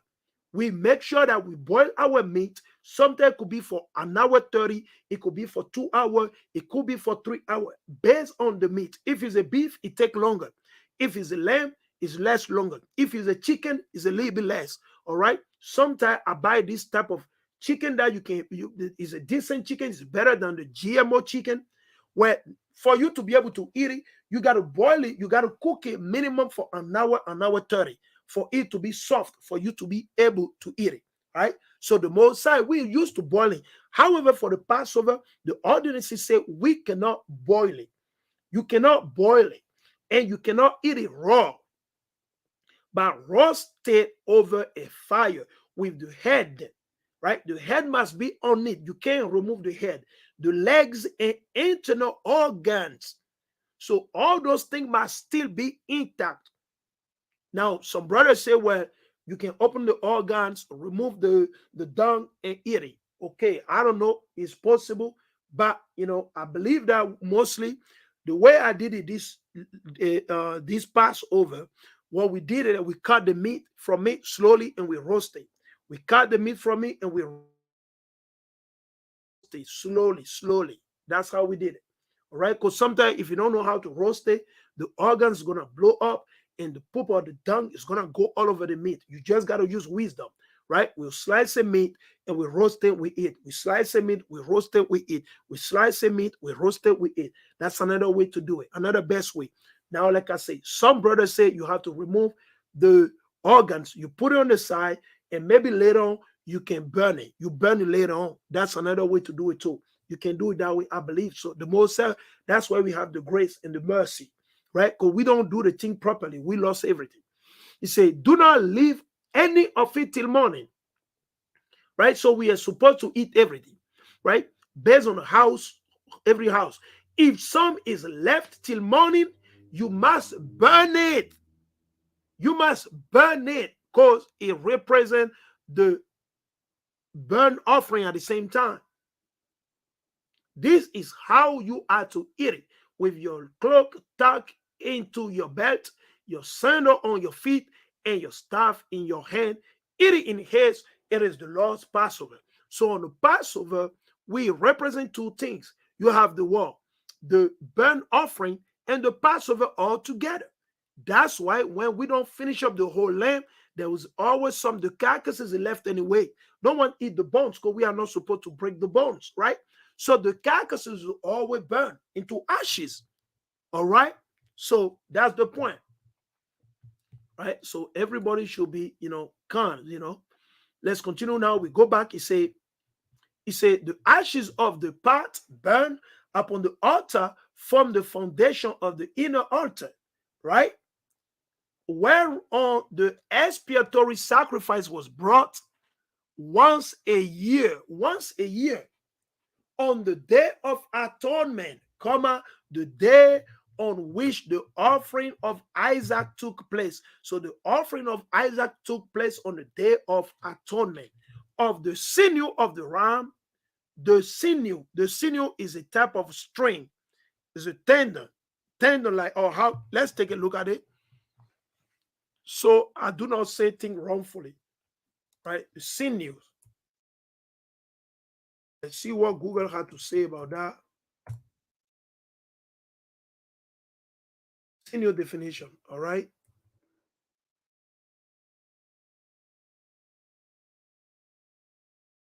Let's take a look at it. It's a sinew. Sinew, right? Sinew. It's a piece of tough, fibrous tissue uniting muscle to bones, or bone to bone, a tendon or ligament, right? Imagine that. The sinew in her neck. The list goes on. Okay. Another definition is the part of the structure, system, or thing that give it strength or bind it together. So the sinew, these are tough, fibrous tissue uniting muscle to bone or bone to bone. They're very, very strong. You can't break them easily. So let's see what the sinew, right, of the ram. So all this tendon, all this tough string, right, from the ram, right, of the sinew, David made the 10 string for his harp upon which he played. So imagine, this was literally kept until David. These ram sinew were literally kept until David. And David used some of this sinew to make the string of his harp. And let me tell you this, I know for sure.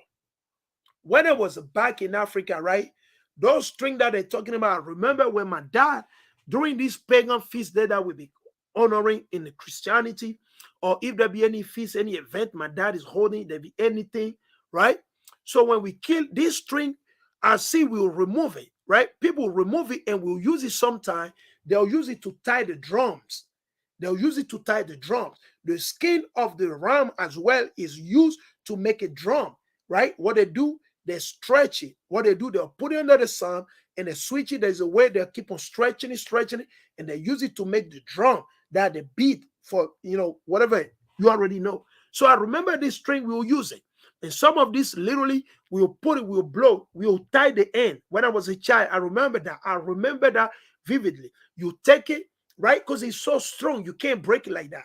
You're going to have to cut it with a knife or a machete, something like that. So what we'll do, we'll tie the end and we will blow into it and we'll use it to play between us, between friend and brother, neighbor. You see what I'm saying? So it makes sense, everything I'm reading right here. And I've seen this type of thing be done in West Africa, country like Benin, Togo, Nigeria, Ivory Coast, right? Ghana, because I live in those places. I've been to those places. I live over there. I've been over there, right? So let's continue. Say, David made the 10 string for his harp upon which he played. So imagine, these parts were preserved. Nothing was waste. Not one thing went to waste. Let's continue. And the Mosai kept this thing very, very well. Right? Let's continue. He said, the skin served Elijah for his girdle. Imagine.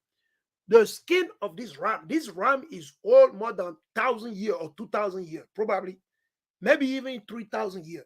If you got to count from what? From the day of creation all the way down to Isaac. Imagine. Okay. If you were to count. Right? How many years it is from? Let me ask Google, right? Let's be curious. I want to see what Google is going to tell me, right? Right? How many years? Because I know Google is going to come up with some madness, some nonsense, right? Let's see how many years. Let's ask how many years, okay, from Adam, okay, and in the Bible, it tell you to Abraham, right? Here it's popping up right here. Right? Just to let you, like I say, I'm approximately, like I say, I'm close, very close. Right? Watch this. All right, let's read this. He said, from Adam to Abraham is estimated to be 2,000 years. Is estimated to be 2,000 years. Imagine that. Like I said it, I believe it's between 2,000 and 3,000. That's what I was saying. But now you see here, when you ask Google, literally Google bring this up. Google said from Adam to Abraham is estimate, is an estimation. I believe it's more than that. I believe it's more than that, or it might not be. It might be exactly the 2,000. I believe. But if we do the math, you go in the book of Jubilee, you put everything together, you'll be able to figure it out. I think I can figure out if I go back in the book of Jubilee and I'll be able to put it together because that was tracked, right? The Jubilee were counted, right? From the beginning. It was counted until Moses, even after Moses. Understand that, all right? Today we don't count it because we lost everything. We live in the midst of sin, all right? So it was this ram is old more than 2,000 years. Imagine that. Is old more than 2,000 years. The Mosai kept him in a secure place. When the cherubim, they're watching over that ram. If men go hunting, you can't see that ram. You cannot hunt that ram. Because the angel of the Mosai right there, they're guarding it with the flaming sword. The cherubim right there, and they're protecting that ram so that no men kill that ram. No men kill that ram. All right? So this ram is literally all over war, 2,000 years, more than 2,000 years. So nothing was lost. Nothing went to waste. Nothing. He said the skin of that ram that is older than 2,000 years, served Elijah for his girdle. And of his two horns, of the two horns of the ram, imagine, the one was blown at the end of the revelation on Mount Sinai. Mount Sinai, where, let's go right there, we're going to read about it. Mount Sinai. Maybe some brother don't remember. We're going to remind you. Mount Sinai. Let's go in the book of Exodus 34. Let's go to Exodus chapter 34. Right? And let's read this. Let's go right here. We'll read it. This is the book of Exodus chapter 34 and verse 29. Right? You can see on my screen right there. All right. He said, the radiant face of Moses.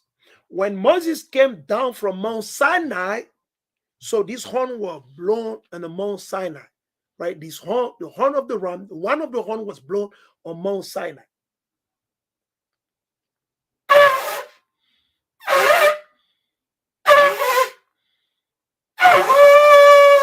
It was blown on Mount Sinai at the end of the revelation, at the end that the Moses gave the commandment, the law unto Moses on Mount Sinai, the mountain of Sinai, with the two tablets of the covenant law in his hand. He was radiant because he has spoken with the Lord, with the Most High. When Aaron and all the Israelites saw Moses, his face was radiant, and they were afraid to come near him.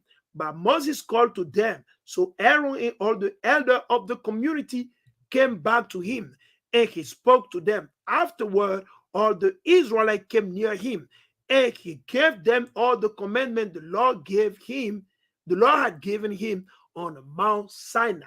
Right? You see, everything's lined up hand in hand. There's nothing here that goes against what is written in Genesis, Exodus 11. It's nothing. Everything lining up. Okay? So one of the two horns was blown at the end of the revelation of Mount Sinai, right? And the other will be used, is in the future, will be used to proclaim the end of the exile. Which exile is talking about northern kingdom and southern kingdom. The end of the exile of the northern kingdom through the Assyrian, okay? And the end of the other exile from who? From who? From Edom. From Edom, the Babylonian, and the list goes on and on and on. It just means from slavery. So the second horn will be blown, right? And the other will be used to proclaim the end of the exile when the great horn shall be blown. The great horn of that ram that is older than 2,000 years. And they shall come, which were ready to perish in the land of Assyria. Who? Northern kingdom.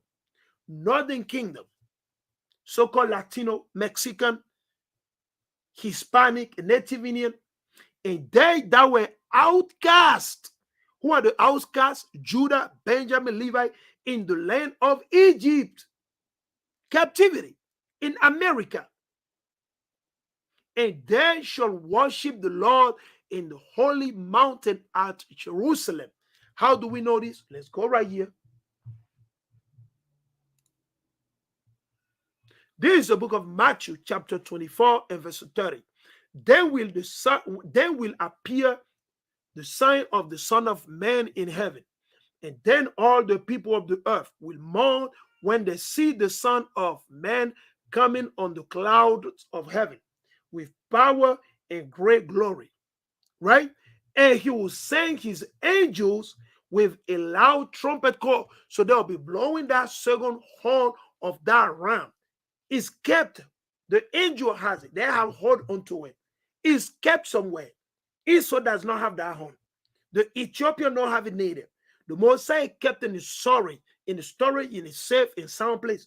And they will gather his elect from the four winds, from the one end of the heaven to the other. How do we know that? When you go in the book of Luke, let me show you. We're going to stay in still the New Testament. So they're going to blow the trumpet. Luke 21 and 24, if I'm not wrong. 21 and 24. Okay, let's read it. This is the book of Luke, chapter 21 and verse 24. And they will fall by the sword and will be taken as prisoner to all nations. Who? The northern kingdom and the southern kingdom. But this time, literally, this time it was talking about Jerusalem. It was talking about the remnant of northern kingdom. There was some remnant of northern kingdom in Jerusalem, right? Living in the land, right? Whatever in Samaria, there was some remnant of northern kingdom.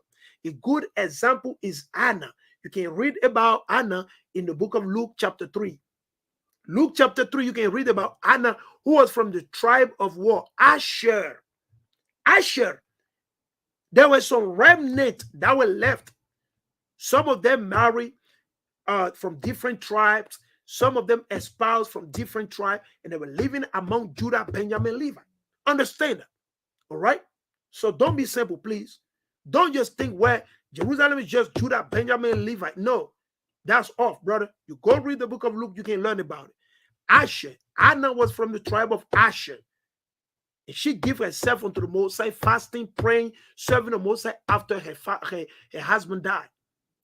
Okay, so the scripture say again, they will fall by the sword and will be taken as prisoner to all the nation.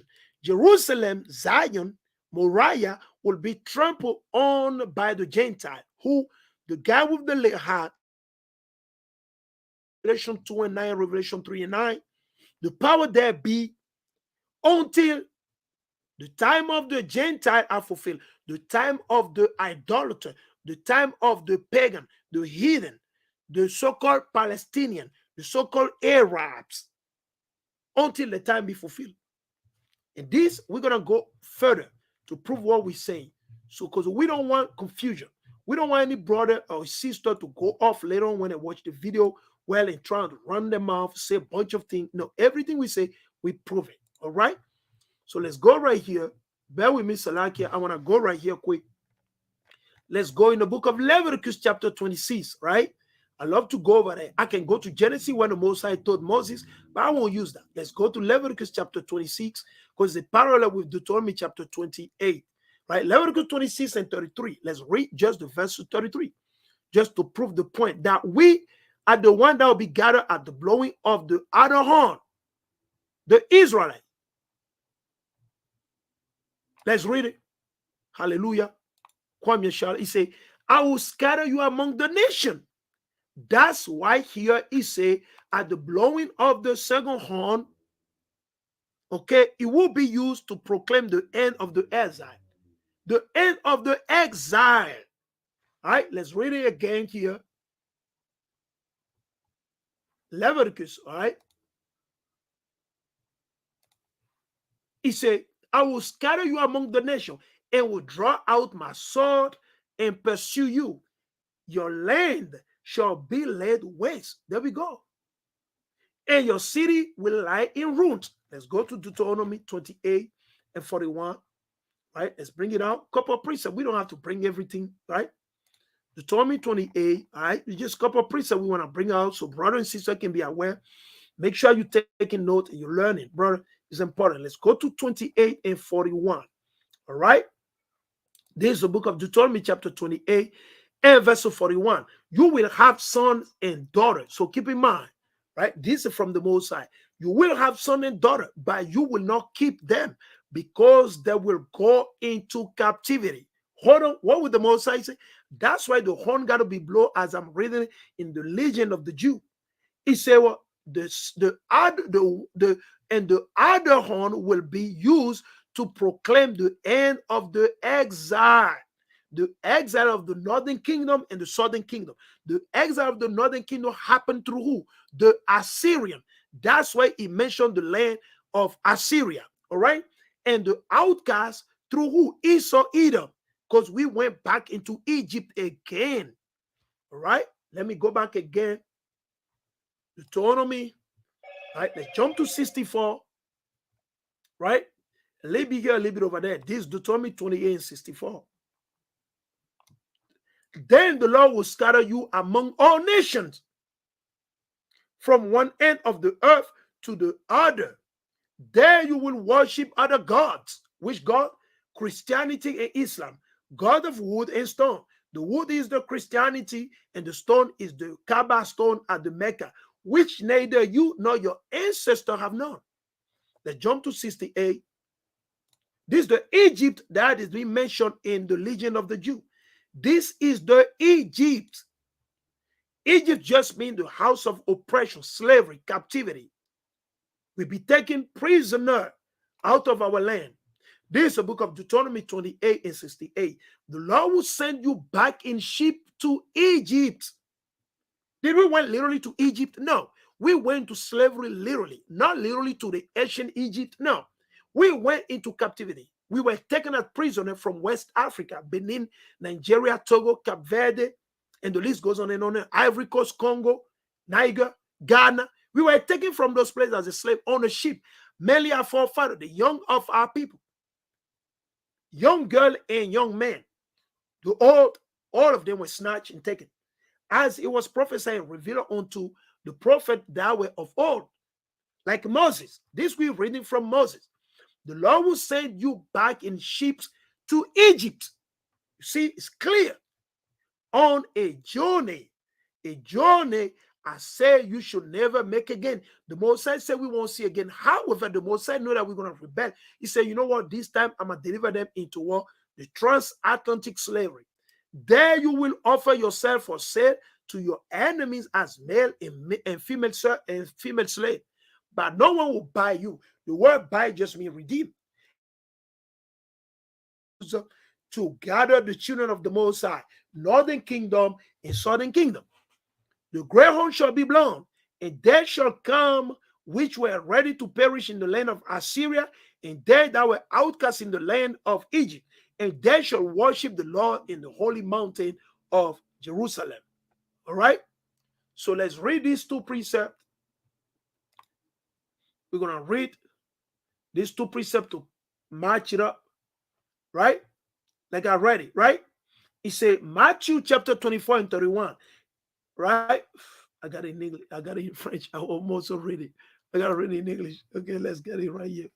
Matthew 24. I almost read it in English. I mean in French. So like it. Matthew chapter 24 and verse 31. And he will send his angel with a loud trumpet call. A loud trumpet. That will be loud that you can't miss it. Everybody's going to hear it on the face of the earth. Mainly the Israelites. The Israelites shall be gathered. Once the angel blow that second horn, the first one of the horn was blown at the revelation of Mount Sinai through Moses after Moses received everything. And this time is going to be blown for the gathering of the children of the Most High. Right? Everybody's going to hear it. It'll be more louder than what I'm doing.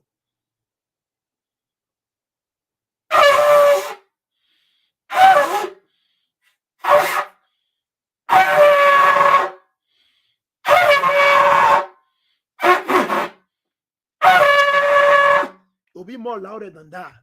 All right? It'll be more louder than that. All right? So let's read it. He said he will send his angel with a loud trumpet, and they will gather his elect from the four wind, from the one end of the heaven to the other. Let's go in the book of Revelation or Apocalypse. Right? Revelation chapter 11 and verse 15. Revelation 11 and 15. Apocalypse 11 and 15. Let me highlight it quick so brother and sister can see literally on the screen. It read, the seventh trumpet. You see that? We're in the 7th month. The trumpet must be blown on the 10th day, the day of the atonement. The day of atonement, the trumpet must be blown throughout our land, in all our generation. So we write here again, 7 is a complete number, brother and sister. The 7 spirit that minister before the Most High, the 7 archangel, right? The 70, I'll say, the 70 disciples in the beginning, right? The 7 churches, right? And the list goes on and on and on. The 7th day of the week, okay? The 7-year week jubilee, 7 times 749. 7 is a complete number. So you got the 7 trumpet being blown by the 7th angel. Archangel sounded his trumpet, and there were loud voices in heaven which said, the kingdom of the world has become the kingdom of our Lord and of his Messiah, and he will reign forever and ever. Right? So they're going to blow the trumpet like we read in the 7th angel.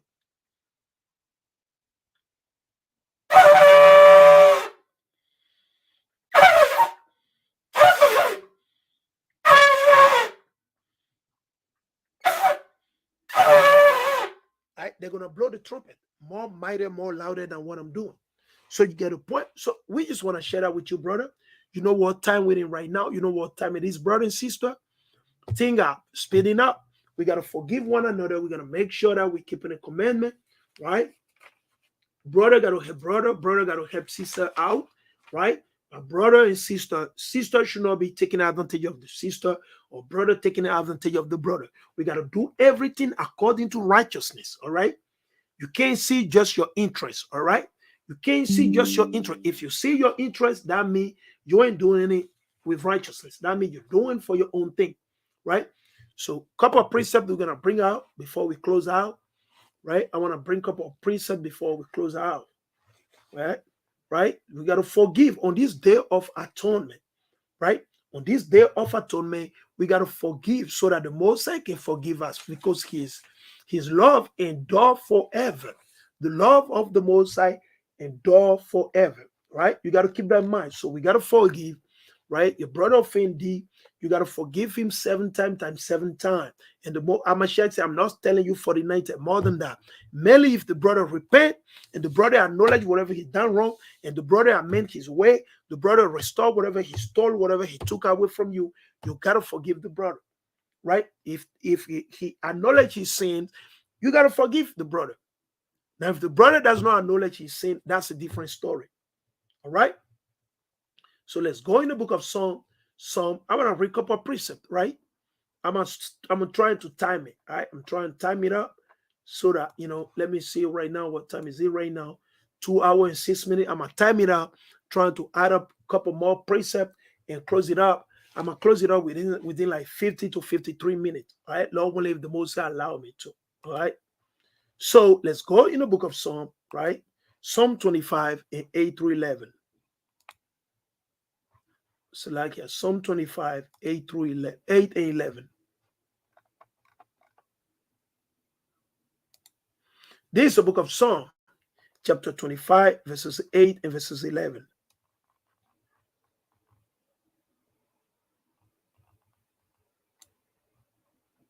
So you got to keep that in mind. It's important, brother and sister. I want to highlight 11. I want to highlight 11 as well. All right, let's keep that in mind. We're going to read it. Psalm 25, verses 8 and verses 11. Good and upright instruct the sinner in his way. He guides the humble in what is right and teaches them his way, right? For the sake of your name, Lord, forgive my iniquity, though it is great. Though it is great. Our iniquity is great, brother and sister. Our iniquity is great, right? Our iniquity is great. We got to do more righteousness. Our righteousness must exceed the righteousness of the scribe and the Pharisee and the lawyer. All right, that's what Amashiach say. Let me bring it out quick in the book of Matthew. Let's go on to it, 5 and 20, right? If I'm not wrong, right? Anyone on the comment board, you can post it. If I'm not wrong, Matthew 5 and 20. Let's read it straight to the point. All right, let's read it. This is the book of Matthew, chapter 5 and verse 20. For I tell you that unless your righteousness. So brother think it's just about the keeping of the commandment. Brother think it's just about fasting. Some brother think it's just about, well, they're minding their own business. They're just doing their own thing. No, it's beyond that. It's beyond that. Abraham, he done so many good things. He opened his house to everybody pretty much. Right? The more you give, the more the Most High give you. Because a lot of brothers don't know it. A lot of sisters don't know it. Because they're living in Babylon for so long. Captivity brainwashed them. So they tie. When it comes to helping the brother, when it comes to doing it, they tie.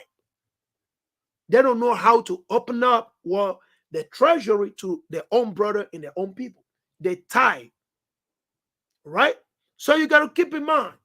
The Most High said through Christ, he said, for I tell you that unless your righteousness surpasses that of the Pharisee and the teacher of the law, you will certainly not enter the kingdom of heaven. You got to keep in mind. So it's beautiful thing, brother and sister, you keep in a commandment, the high holy feast day. You got to do more than that. You got to do more than that. It's beyond that. You got to give away some of your money. You got to give away some of your clothing. You got to give away some of your food. You got to do it.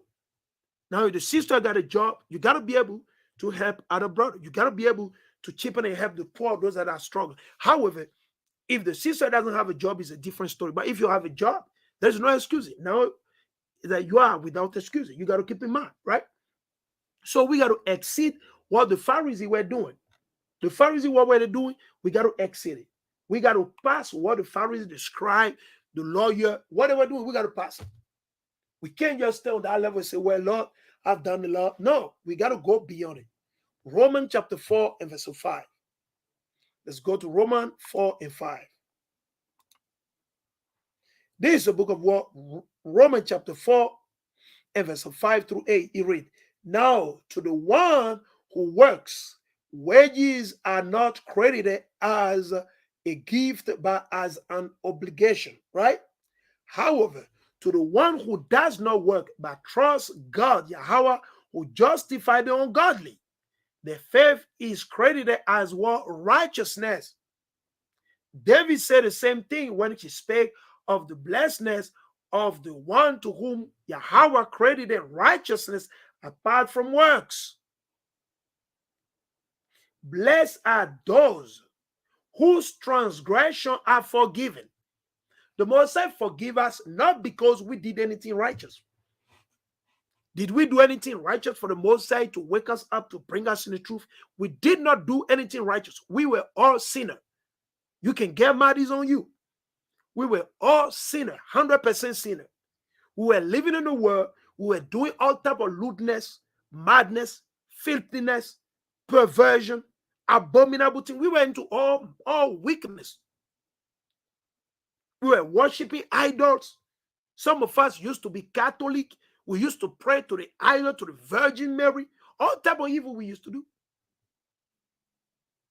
So it's a blessing that the Most High forgive our transgression. Even though we didn't do any work. When our forefathers were delivered from Egypt, do you know what they were worshiping? I know a lot of you don't know it. They were worshiping idols. They were worshiping idols. Even though that the Most High was merciful unto them and delivered every one of them, they were worshiping idols.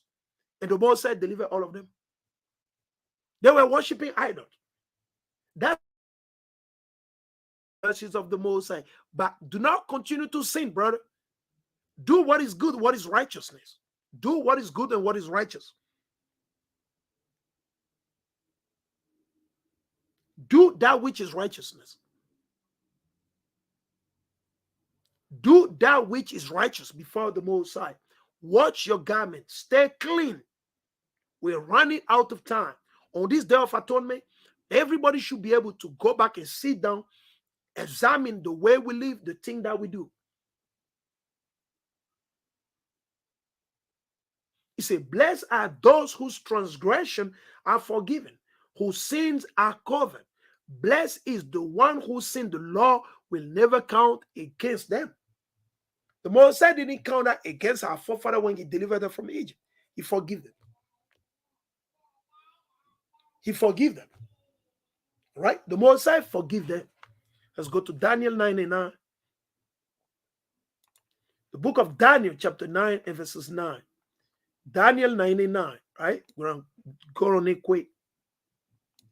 This is the book of Daniel, chapter 9 and verses 9. It read, the Lord our God is merciful and forgiving, even though we have rebelled against him. You see, even though we rebel against him, the Most High forgive us. So let us walk, let us forgive one another, let us go back unto the Most High. Let us do that which is righteous. Let us do that which is righteous. Right? Do not steal. Don't play any game. Be straight to the point. Do righteousness. Right? Psalm 130 and 4. Psalm 130 and verses 4. This is the book of Psalm 130 and verses 4. Right?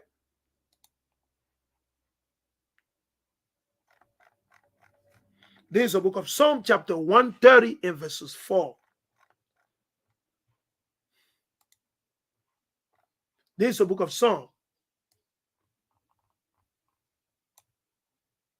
This is the book of Psalm chapter 130 and verses 4. But with you there is forgiveness, so that we can with revering serve you. You see, there is forgiveness. Let's jump to chapter 99 and verses 8.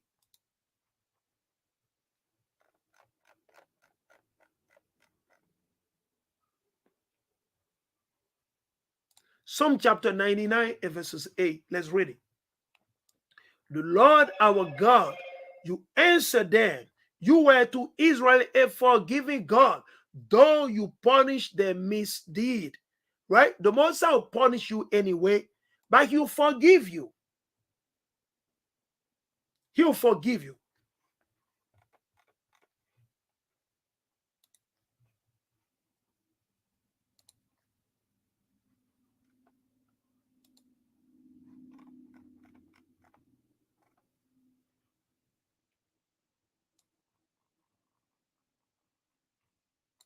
Let's read it. This is the book of Acts chapter 10 and verse 43. This is the book of Acts chapter 10 and verse 43. All the prophets testify about him, that everyone who believes in him receive forgiveness of sin through his name, through Amashiach, through the Lamb. Through the Lamb. All right? Through the Lamb. Isaiah chapter 1. That's one of my favorite, where the Moses was speaking literally unto us. Isaiah chapter 1. And we're going to jump to what?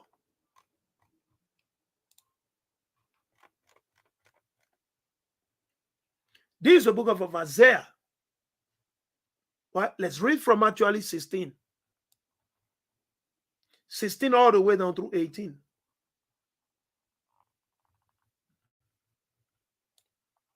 So, brother, think about it, right? When we do the atonement, we got to free ourselves from slavery. What is slavery? Sin.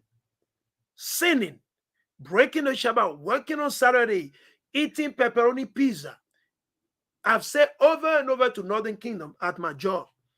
They don't care. They're still eating it. I say over and over to them. They look at me like I'm crazy.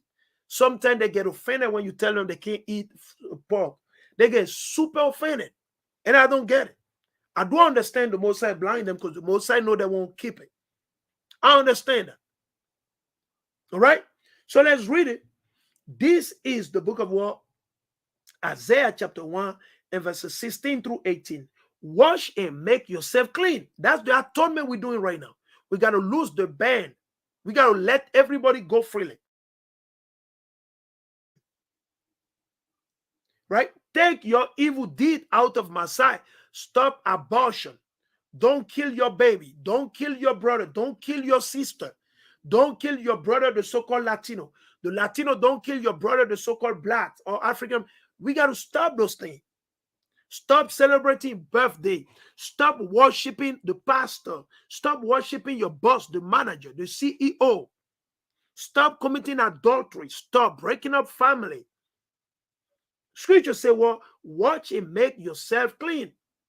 Take your evil deed out of my sight. Stop doing wrong. Learn to do right. Seek justice. Defend the oppressed.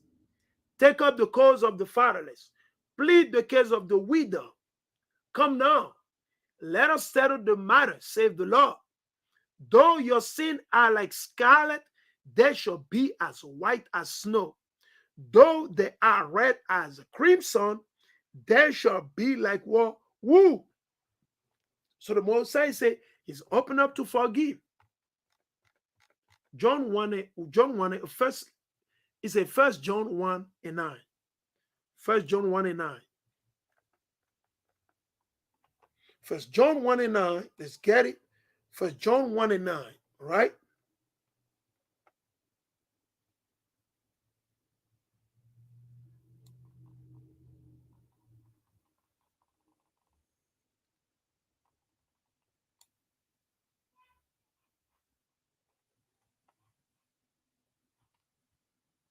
This is the book of 1 John 1 and 9.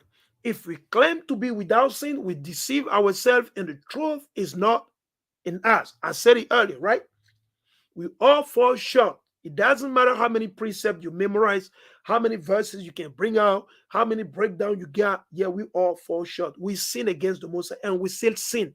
The way we talk, the way we dress up, the way we eat, we see breaking the commandment of the Most High. The way we live, if we confess our sin, he is faithful and just and will forgive us our sin and purify us from all unrighteousness.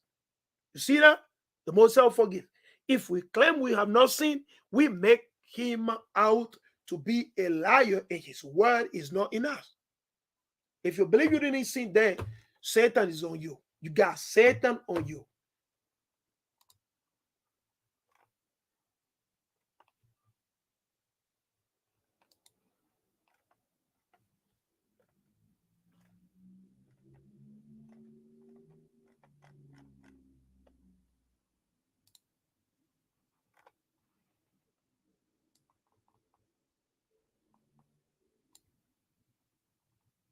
This is the book of Psalm. Psalm 86 and verses 5. You, Lord, are forgiving and good, abounding in love to all who call to you. Right? We got to repent. We got to forgive one another. We got to let go of the grudges, things like that. Right? Because a lot of time, brother, you already know, holding grudges toward one another. Because as a nation, we don't want to be corrected. We hate correction. We hate correction as a nation. We don't want to be corrected.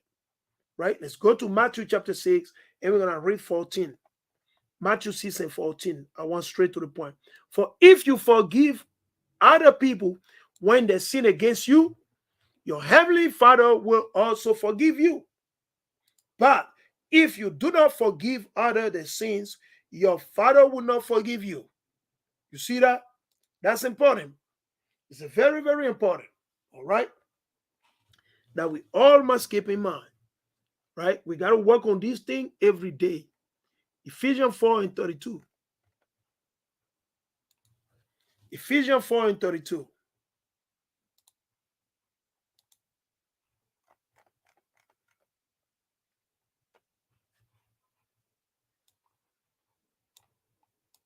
This is the book of Ephesians, chapter 4 and 32. Be kind and compassionate to one another, forgiving each other, just as in Amashiach, Yahweh forgive you. So we got to keep in mind, the most I forgive in this day, we got to forgive brother. If the brother reach out to you or you reach out to the brother, you got to forgive. You got to let everything go. If you got grudges against the brother, you see certain things like that. You got to keep in mind. The day of atonement is to let go all the evil, the sin, all the madness that we do. It's to let it go. It's to let it go.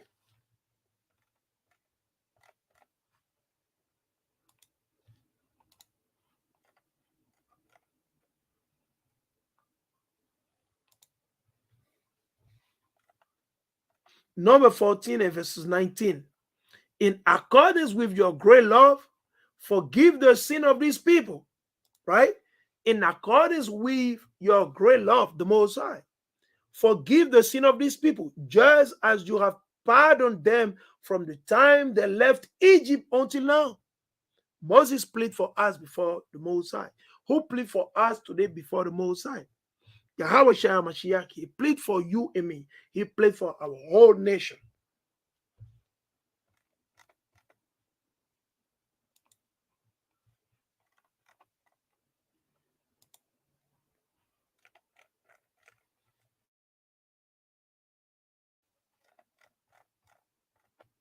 This is the book of Isaiah, chapter 24 and verse 22, 44 and 22.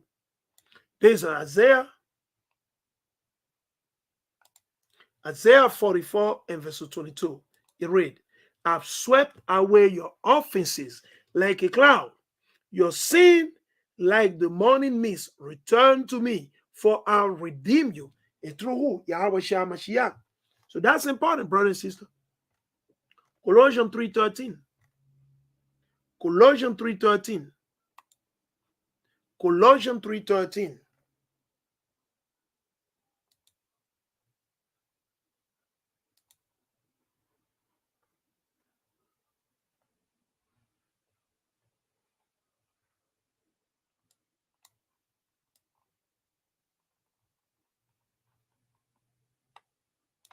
This is Colossians chapter 3 and verse 13. Let's read it. Colossians 3:13. Bear with each other and forgive one another. If any of you has a grievance against someone, forgive as the Lord forgave you. The Most High forgive us. So we got to forgive the other brother and the other sister. That's what we're reading. That's what we're learning in the so-called New Testament, right? Let's go now to 2 Chronicle. I love that one. Most people know it. 2 Chronicle 7:14.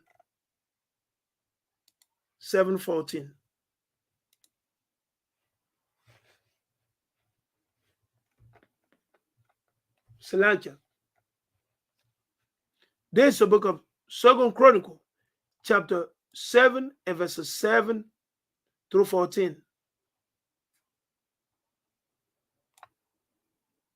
It read, when I shut up the heavens so that there is no rain, so the Most High hit the earth with a famine, or command locusts to devour the land, or let's suppose the Most High decide to devour the whole land with some beasts, some insect, or send a plague among my people, or to destroy everybody with some type of disease.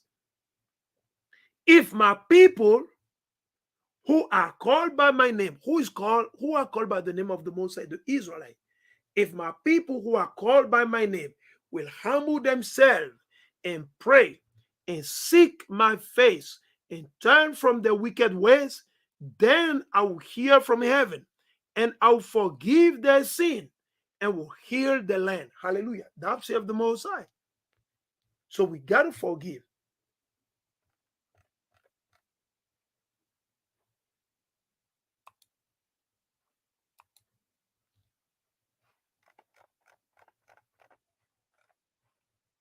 Let's go to Joseph. We go to Joseph in Genesis chapter 50. We will read verse 17. Joseph, he forgave his brethren.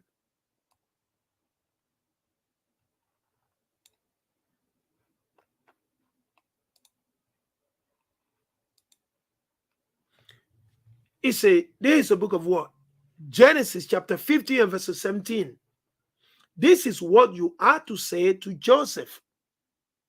I ask you to forgive your brother the sin and the wrong they committed in treating you so badly.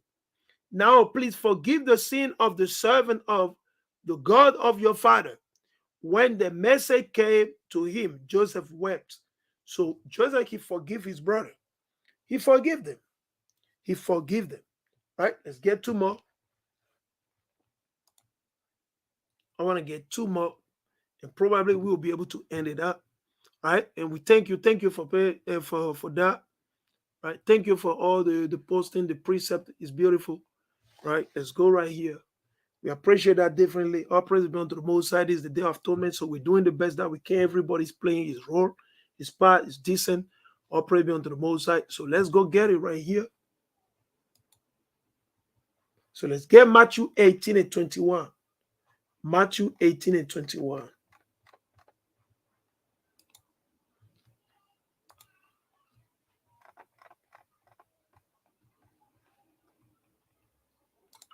Matthew 18 and 21.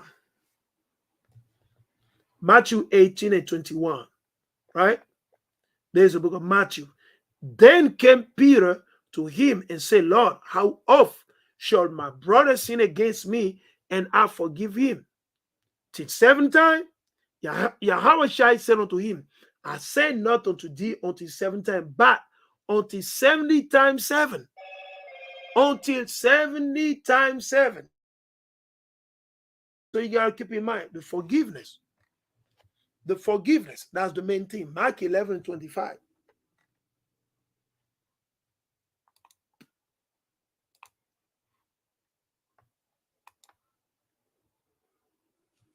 Mark 11 and 25.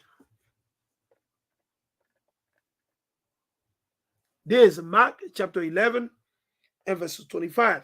And when ye stand praying, forgive, if you have aught against any, that your Father also which is in heaven may forgive you your trespasses. So that's something we got to work on as a nation, right? We got to work on it, right? I think the Most High was able to bring all these precepts out to the Spirit of the Most High, Yahweh, Yahushai. I thank the Lord, right? The Most High allowed me. Lord willing, this was edifying. There's a lot of information that we put out there, brother. So again, the Day of Atonement, right? The Day of Atonement that we keep as a nation was originated from the beginning, and we're learning now mainly from the time that Abraham went to sacrifice Isaac. So with that, we say, "Oh, praise be unto the Most High," and we thank all the brothers that are already fast, those that are fasting right now, those that will fast. We appreciate you. You keep up the good work and prepare for the day for the Feast of Tabernacle, right? Brother and sister need to prepare for the Feast of Tabernacle, okay? We got to prepare spiritually. We got to prepare mentally. We got to prepare physically. We got to prepare, all right? We got to prepare. Brother, got to remember the first day and the last day, you cannot work. No work whatsoever. You can't work except for the work of the cooking or the work of the feast. If the work has to do with the feast, the setting up of the tent, or you want to do this and that, that's fine. All right. So, brother, got to keep in mind, you got to sleep in the tent, whether it be cold or whether it be hot. Right? You got to do your best that you can, brother and sister. You got to do the best that you can, sister. Put the money in your pocket. Buy if you need blanket, extra blanket, brother. Buy a blanket. Sister, you need the extra blanket. You need to buy the blanket, all right? All right? So you can keep yourself warm, whatever you need to do. Keep in mind, you got to do it. You're doing for the Most High and for your own salvation, all right? You ain't doing it for anybody except for your own salvation, and you're doing it for the Most High. Everyone will be saved through their own righteousness, okay? So we are without excuse, all right? Whatsoever the sister lacks, we telling the sister, prepare for it, all right? If you realize that you're going to need this and that, you need to buy some air inflated bed, you need to go get it, right? Go get your air inflated bed. If you need it, go get it, all right? You got to think about it. You need to prepare for it. Don't wait in the last minute and you start running back and forth asking, wait, can I have this? Can I borrow? You need to do it, man, right? You got to keep this in mind. When it comes to the high holy feast of the Most High, everyone must chip in. Everybody, you got to put the hand in the pocket. It's clear in the Bible. You go in the book of Deuteronomy chapter 16, you can read about it, right? You can't show up before the Most High bare hand. You can't do it. The Most High ain't with that, right? You remember David, at one time, David was giving, like somebody was giving him free lamb and goat. He said, I don't want it. I want to buy it from your hand, because the Most High is not going to accept it. Keep in mind, if you just go over there, so I'm going to give you an example. And my ribbies are aware about it. So, we went to the unity camps, right, in DC with a couple of other brothers and some other camps, right? Listen, man, we didn't went over there bare, even though that's not a commandment. We didn't go over there bare hand. I didn't go over there bare hand.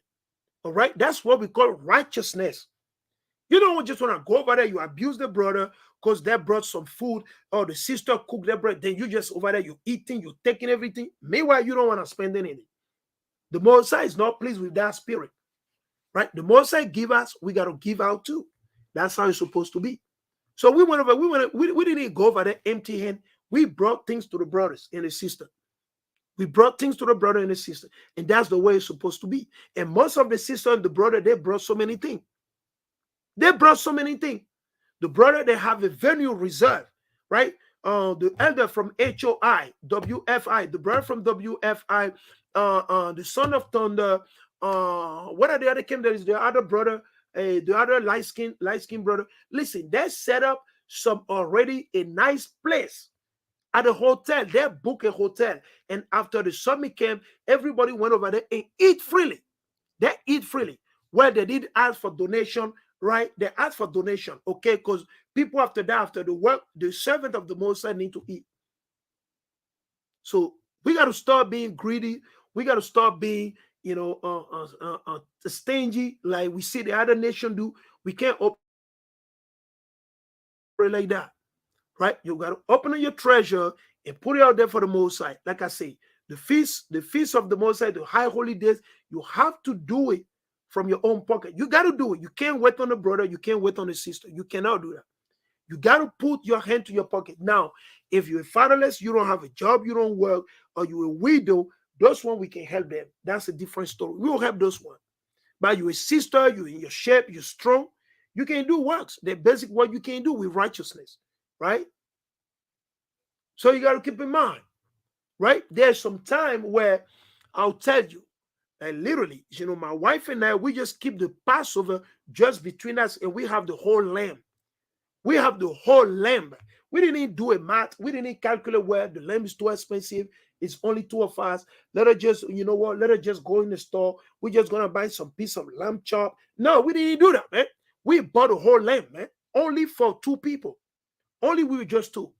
My rib and myself, only two. We bought the lamb. 3 years ago, I remember three years ago, there was another brother, Chevon, and his wife. We were four. We got a whole lamb 2 times.